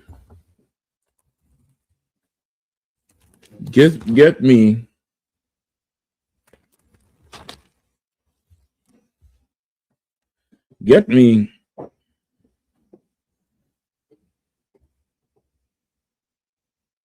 First Timothy chapter 2. I need a good, strong Lord reader. Give me First Timothy chapter 2. Start at 11. No, start at 12. Please, quickly. First Timothy 2 and 12. 2 and 12. Let me let the young boy tell it to her. Give me First Timothy 2 and 12. You have it? Come on out. First Timothy 2, verse 12. Go ahead. But I suffer not a woman to teach. Say it again. But I suffer not a woman to teach. What's her name? Wendy Kirkland. Wendy Kirkland. But let's read it again. But I suffer not a woman to teach. Replace woman with Wendy. It's a good thing. W Wendy, W woman. Replace woman with Wendy Kirkland. Go ahead. But I suffer not a Wendy to teach. Go ahead. Not to usurp authority over the man. Right, not to usurp authority, meaning usurp means to take authority to wrongfully take it. Right? Usurp, like that's why I say you're a usurper. You are taking authority that doesn't belong to you, or you should not have. Right?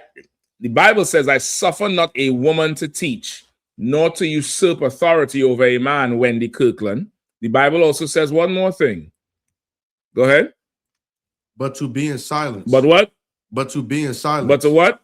But to be in silence. What should Wendy do? But to be in silence. You should shut your mouth, Wendy Kirkland. Shut your mouth. Shut your mouth and you can learn something. Shut your mouth. Do you believe Jesus is God? If you shut your mouth, you'll know the answer. If you just stay quiet and don't talk, you'll know the answer. Skip up to verse 11. Another one come. 1 Timothy 2, verse 11. Let the woman learn in silence. Say it again. Let the woman learn in silence. Say it one more time. Let the women learn in silence. What is all that rambling you're doing, Wendy? What is all that typing you're doing?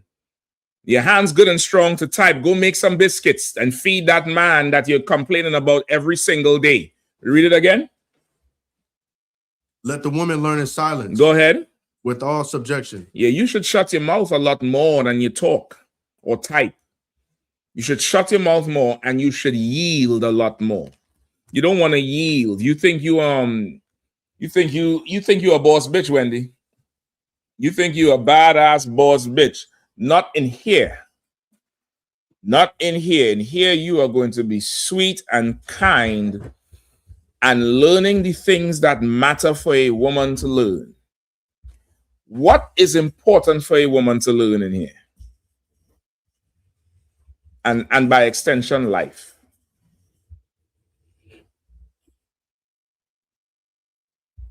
Oh boy, I asked the question that stumped the class, Matthew. Give him a hand. Come on, sir. I got 2 answers. So just let See, me. see, it's starting already. Go ahead. So shut her mouth. And That's it. That's it. I don't know what else you want to say. I don't want you should learn silence. You should learn silence. The Bible says, Proverbs 31. I'm sure Wendy likes to say she's a Proverbs 31 woman. Proverbs 31 says she opens her mouth with the law of kindness. And she knows when to speak and when not to speak. You shouldn't be worried about whether Jesus is God or God is Jesus.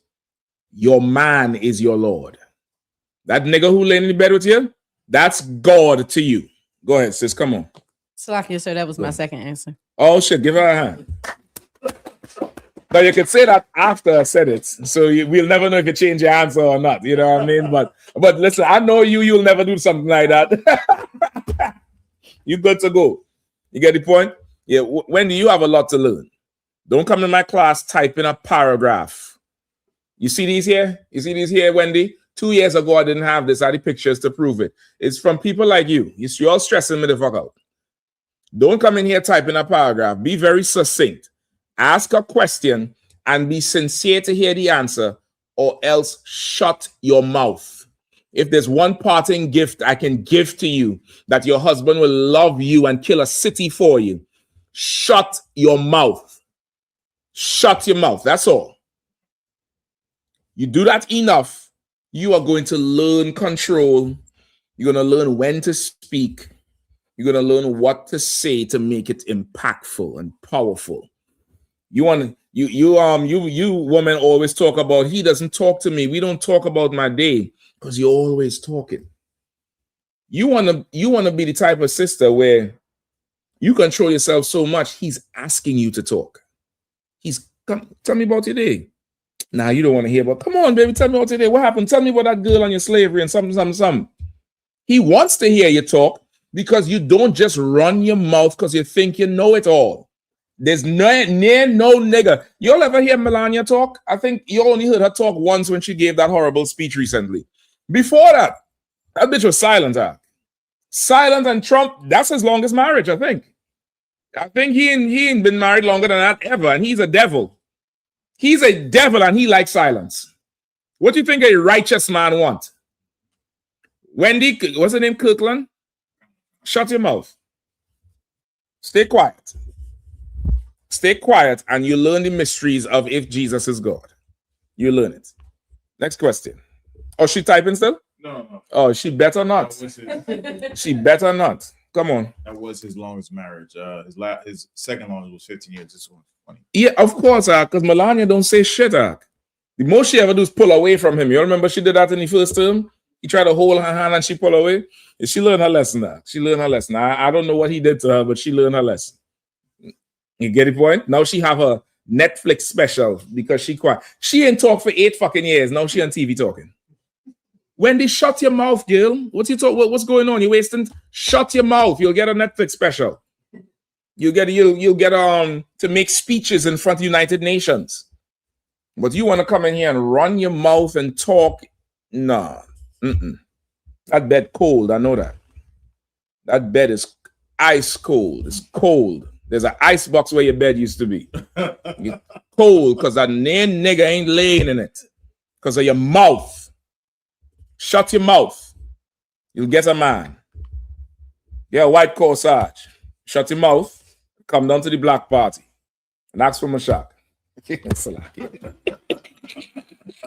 Don't ask me, Salaki. Don't ask me. All right, next question. I.S.U.P.K. Sack says, Salaki, sir, if I can get a breakdown on Revelations 9 and 7, Bible Shaw. Let's what go. are the locusts? Let's go. Do I remember that? This is the one with the hair and the teeth. All right. After this, right? Before we run out of time, let me get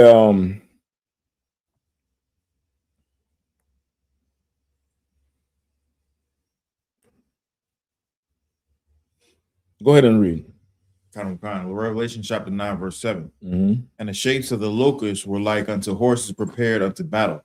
Mm-hmm. And on their heads were as it were crowns like gold, and the faces were as the faces of men. Revelation 9 and what? 9 and verse 7.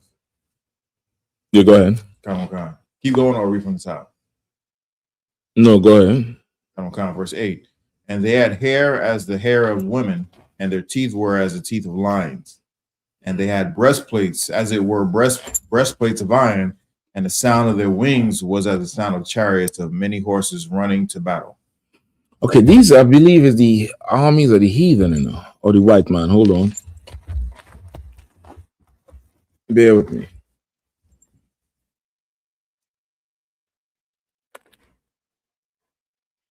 Skip up to verse 5.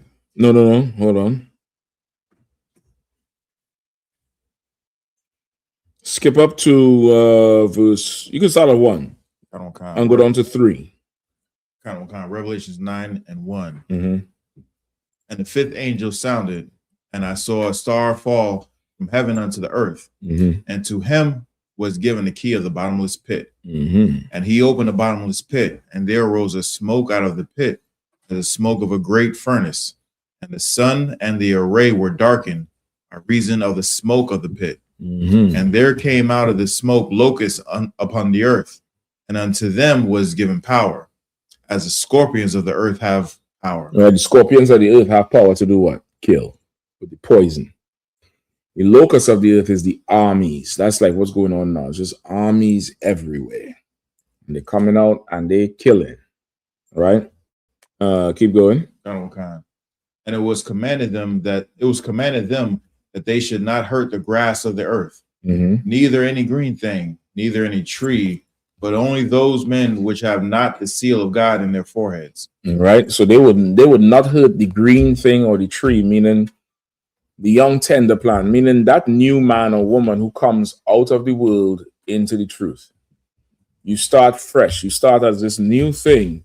And the orders is don't hurt this green thing. This green meaning young, because you are born again. You're a new person now. Don't hurt you. Right? But anybody who not sealed in their forehead with the knowledge of the Lord, anybody in the world, you could hurt them. And you're going to see a lot of people getting hurt in this time. You're going to hear horrible things and see horrible things. And somehow these things don't touch you. Right? Go ahead. Verse 5. And to them it was given that they should not kill them. Mm-hmm. But they that should be tormented 5 months, and their torment was as the torment of a scorpion when he striketh a man. Right. But to the rest, they're going to be tormented 5 months, not 5 literal months, but a short time. Right. When you think about it, a short time. Right. Go ahead. Verse 6. And in those days shall men seek death, and shall not find it, and shall desire to die, and death shall flee from them. Right. And that's what I think a few weeks ago I was asking for this precept, where, because of things going to be so bad, people are going to seek death and not be able to, they're going to seek the escape. It's going to be horrible. Go ahead. It's like, I think that was a New Year's class, around New Year's time. Can't remember. It's a lot. It should seem like a couple of weeks to me. Tell you. Can't remember this morning, much less, months ago. But that's it. Go ahead. Where we at? Verse 7. And the shapes of the locusts were like unto horses prepared unto battle. Right. So now he's seeing these locusts. Think like a swarm of locusts going across a field. They're destroying crop. That's the vision. But as he gets closer, he's like, these locusts shaped like, say it again. The locusts were like unto horses prepared unto battle. But as he gets closer, it's like a horse in battle with a rider and armor and destroying things as it go. Go ahead. And on their heads were as it were crowns like gold, and their faces were as the faces of men. So as he gets closer, he sees these as men with crowns and faces on horses. But at first he thought there was locusts because of how many they were and the destruction, like locusts on a field. Go ahead. Verse 8. And they had hair as the hair of women, and their teeth were as the teeth of lions. Right. They had hair as the hair of women. What's that talking about?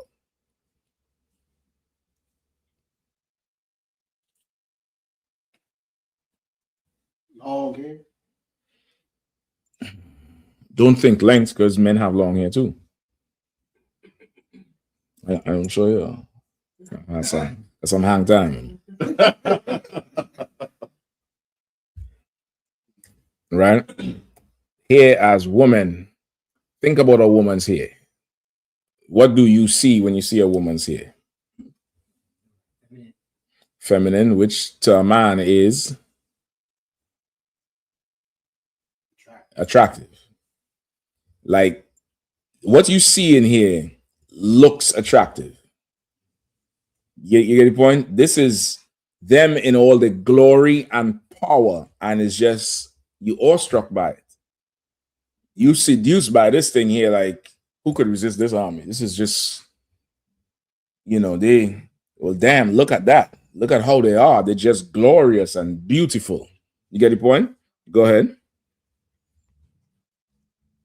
And the teeth were as lions, meaning they look good, but they vicious and destroying everything. This is the white man's military. If you notice how everything he does is so carnal. He gets the big, PG County at one time, I don't know if they still do, but in PG County police, you had to be, I think, 6'4", 6'2" to even be on the force. At one time, it was like that, where one of them pull you over, there's a giant stepping out. Because Esau is just so carnal, you have to look a certain way. You have to be a certain way because he's selling you an image. That's the white man is a master salesman. He sells you your fear by putting something there that just looks this way and is this tall and this high with this with the flak vest and the guns and this and that. And by the time you see four of them, you're like, hold up, I don't want no problems. Meanwhile, them niggas heart busting out the chest. But the visual of them is like, oh my God. You get the point? Come on. It's like, just like the way you were saying, the Korean War is still going. It's just like a ceasefire for like 7 years. But they have checkpoints. Okay. And between the North and the South. Mm-hmm. And in order to be a guard on those checkpoints, you have to be so a certain height, certain weight. You gotta look. You have to look a certain part on both sides in order for you just to be on that, just to check a door. Yeah, because they want when the other side sees it is like, well, I'm not him. You get the point? Like the heathens are carnal. Remember David and Goliath? When Goliath saw David, he said, "Who the fuck is this? This nigga you bring in here? You're disrespecting me with this little boy." He called him a stripling. A stripling is like you break a piece of a strip off of a ply. A stripling. He was so much of a boy. He was skinny. A young man is very skinny versus when he fills out. You get the point? He's not a grown man. Goliath was offended. Goliath also dead though. He also fucking dead. You get the point? For us, it don't matter the stature of a man. That's what the Lord told us. Samuel told David's father. The Lord does not look at the stature of a man. He looks what's in a man. You get the point? The heathens look at the stature. They don't care what's in you. Just stand there and look mean, nigga, even though you're scared. License and registration. Bah, bah, bah, bah. And then start to cry. Just stay home. Or don't pull nobody over. You're scared, nigga. Don't pull nobody over. We have a culture, 2 o'clock in the morning. You stopping at the red light? I don't. I'll face the ticket. It's just common sense. You don't know about that shit. Well, I guess y'all never have been at the business end of something. Go ahead.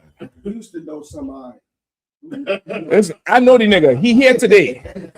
There's certain places, brother. 2 in the morning, and listen, Esau knows it. That's why at certain hours, 2, 3 in the morning, certain intersections is yellow, blinking. They don't want nobody stopping because you could get jacked. They know it. If they know it, what the fuck I playing law-abiding citizen for? Nigga, I file my taxes, and I give Esau what's his. You want to see me while I red light in the morning? Send the bill. But I ain't stopping. What the hell we talking about? You get the point? It's just common sense. It's just, you do what's common sense. But these people here, they so carnal with everything. It has to look a certain way. It has to be a certain way because they're selling you an image. They're not actually bigger or stronger or more righteous, but it has to look that way. You get the point? It absolutely has to look it. All right. So that's what the locusts are here. Locusts is the armies of the heathens all the way through. All right. He also has another question. I.S.U.P.K. Sack says also, can I get a breakdown on Joshua 5 and 14? Who was the captain of the Lord? If I could remember this one, I may not. It said Joshua 5. Joshua chapter 5 and verse 14, sir. Okay.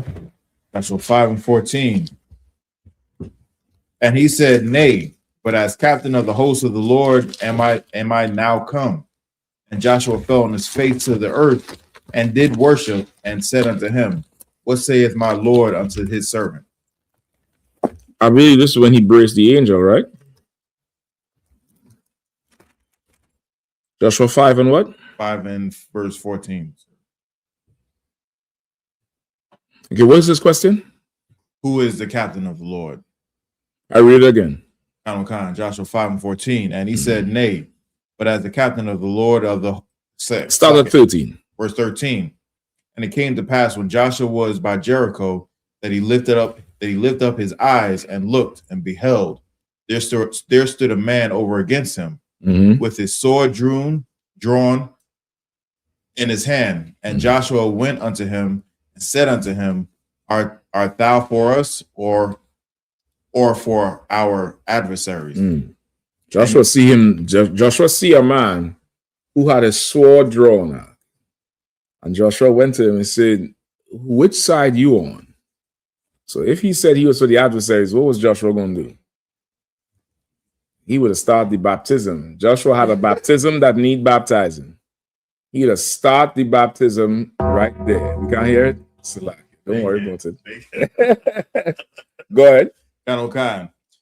Verse 14. And he said, nay, but as the captain of the host of the Lord am I now come. And Joshua fell on his face to the earth and did worship and said unto him, what saith my Lord unto his servant? And go ahead.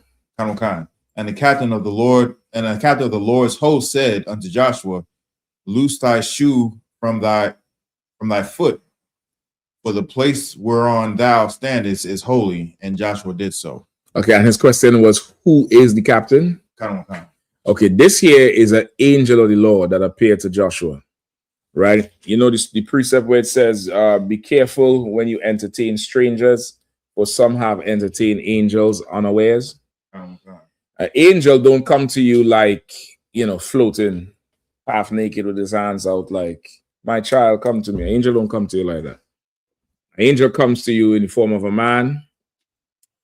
And if he comes to you in his normal form, it's probably to kill you.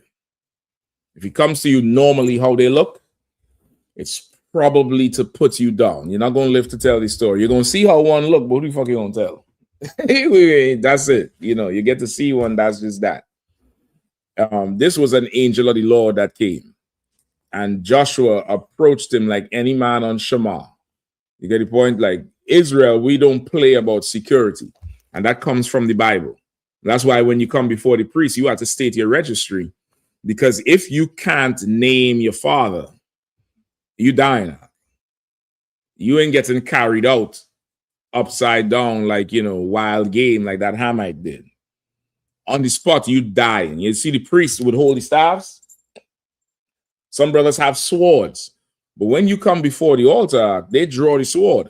And you have to state your registry. Ban this, ban that, ban Yasha.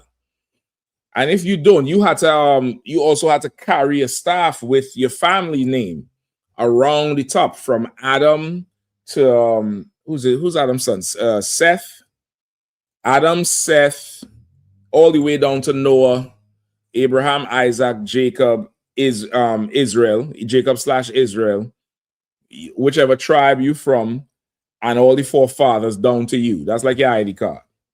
You get the point? You will have a staff with those names going around it to show, okay, this is who you are. And of course, you carve your name and you pass that staff to your son.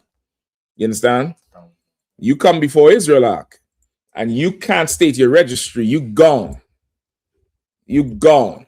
Don't come before the altar if you can't state your registry, which is why it's such an evil thing how Esau destroyed the homes where most of us don't have a father figure, don't know who our father is. Such an evil thing where that was your currency. That was your currency. That's why, you state your registry at the Sabbath service. You get the point? It's security. That whole thing is really security. You had to state your registry. And that's why at the Passover, it's so aggressive. It's very, very aggressive. You'll see it.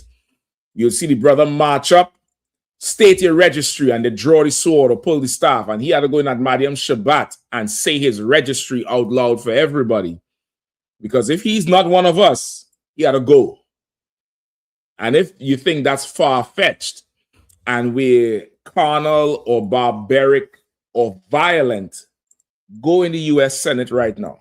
Walk into the rotunda right now. Go down there after class.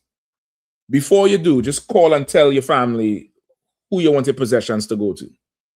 Because if you go into the U.S. Capitol building right now and you cannot produce a certain form of ID, you are going to die because of the importance of that place. You understand?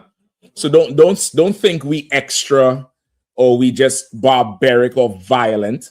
If their rotunda matters, this podium matters.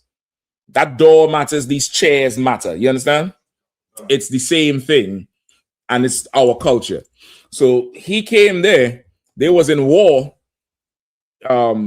Joshua asked him, are you with us or against us? Because you getting dropped now. He told him he's a captain in the host of the Lord's army. Joshua, being a man under authority himself, a soldier, recognized this man outranked him. He recognized that off the break. This man outranked him, and he carried it as such. You get the point? So that's who this is here. No one, y'all. All right? Where we at again? Sir, if I could. Go ahead. I got to get ready to go, sir, for the slavery. No sweat. Do your thing. You have to switch up. All right. You good to go? Well, there's another question. I think we might have to wrap it up there. I wanted to get to this Passover. I probably might do this next week. Go ahead. Now, if I could, also, that's Slacky. You hear me, sir? I can hear you. Because you may have to rename the class, all right? You may have to rename the class. I'll probably do that next week. Go ahead. Sir. So, and it's very important how that angel, he even give his name, he gave his rank. You know what I mean? That's right. He said, "I'm a captain of the army of the Lord's host," meaning that there's many under me. You know what I mean? So when people are trying to say, "Well, the I.S.U.P.K, why you have rank?" The Lord has established rank. You understand what I mean? And you have to understand that, and you have to know, you have to understand the men who are above you when they give you their rank. That's why when the general walks in the room, we salute them the way we should, because that rank matters. So I just wanted to say that. No, you're right, God. You're absolutely right. It seems foreign now because you could go to Walmart and buy chicken. You get the point? But in a time where who you know It's how you eat, how you live, how you get protected. It makes more sense there. It makes fully more sense there. If you came to the Passover, you would understand how much this structure we have is so valuable. So how many of y'all flew? Your brothers who flew and sisters who flew, right? You all flew down. Did you take an Uber to the airport or somebody took you? You drove, no sweat. Anybody took an Uber to the airport or got a ride from Houston? You got a ride from Houston or got a ride wrong, right? That ride was somebody made a phone call and said, hey, I have a brother over here. He needs to get picked up. You get the point? People who came in, UK came in. UK had an outstanding story. Half of UK came in Sunday, the Sunday before Passover. The other half traveled the Monday. The Monday, some devil get a heart attack somewhere over the Northern Sea on the plane. The plane is diverted to Canada. So they're in Canada. They put them in a hotel the first night, Monday night. Tuesday morning, they say, listen, we're getting ready to send you all back to London. You all could get a plane from there to Houston. It's like, hold on, why we had to fucking go back? Why we had to go back? There's something wrong. So Officer Raban calls whichever airline they was on. The airline say, with that you must be mistaken because our crew has reported no such incident. I say, what?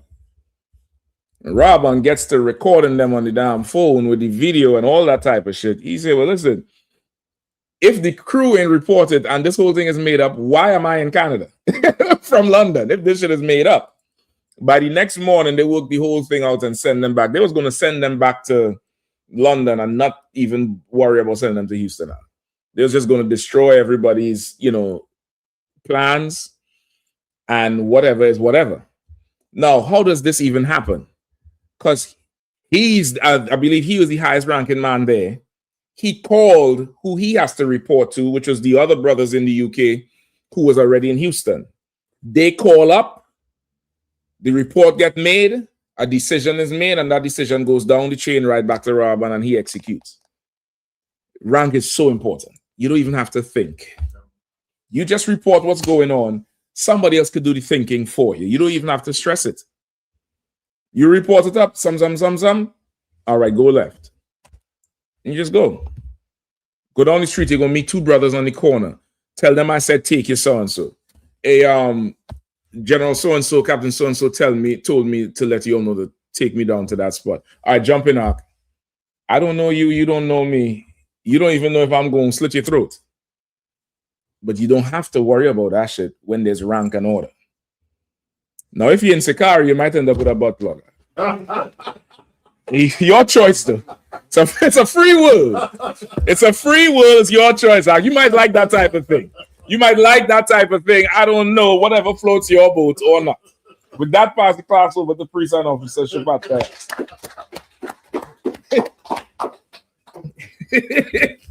You're in the back seat. Yeah, go in the back. Go further back.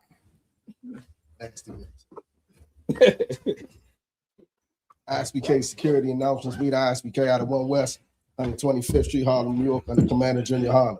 Rules for new brothers and sisters. When a new brother or sister comes to the school, they're off limits. 6 months, they're to be saluted only. They're here to share themselves with the world.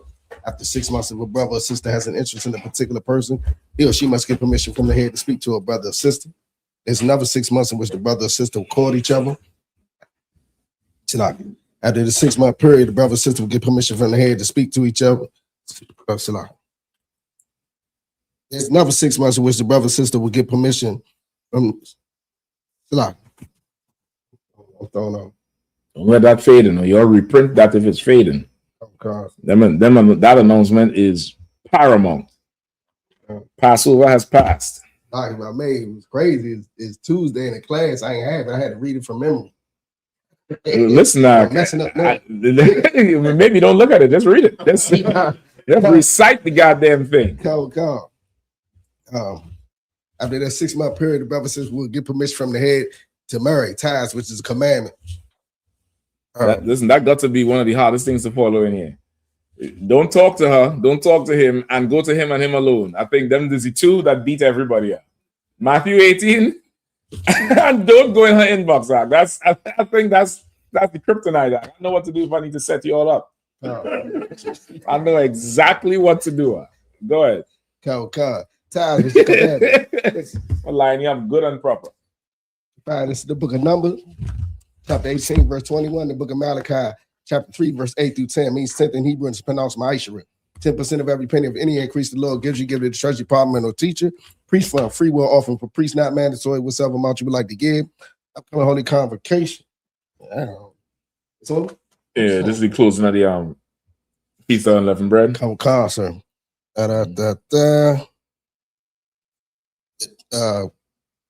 Closing of the Feast of Unleavened Bread, 15th day of the first month for 7 days. Sunday, April the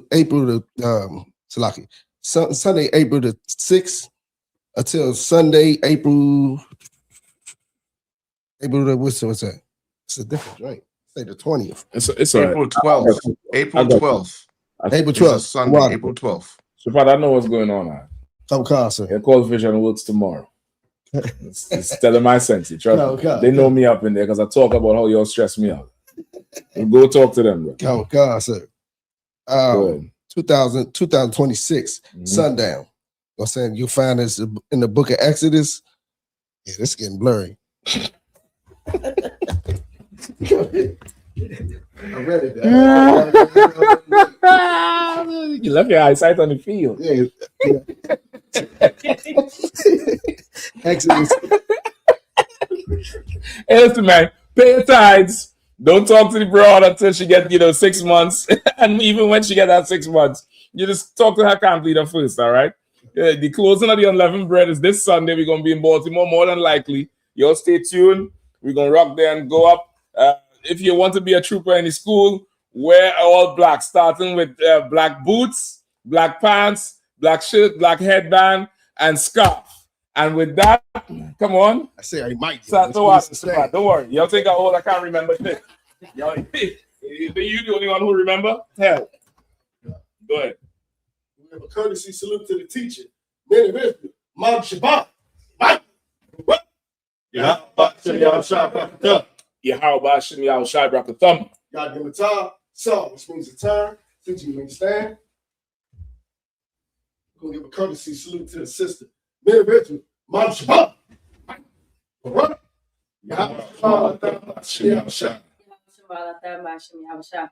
give him a time. Class to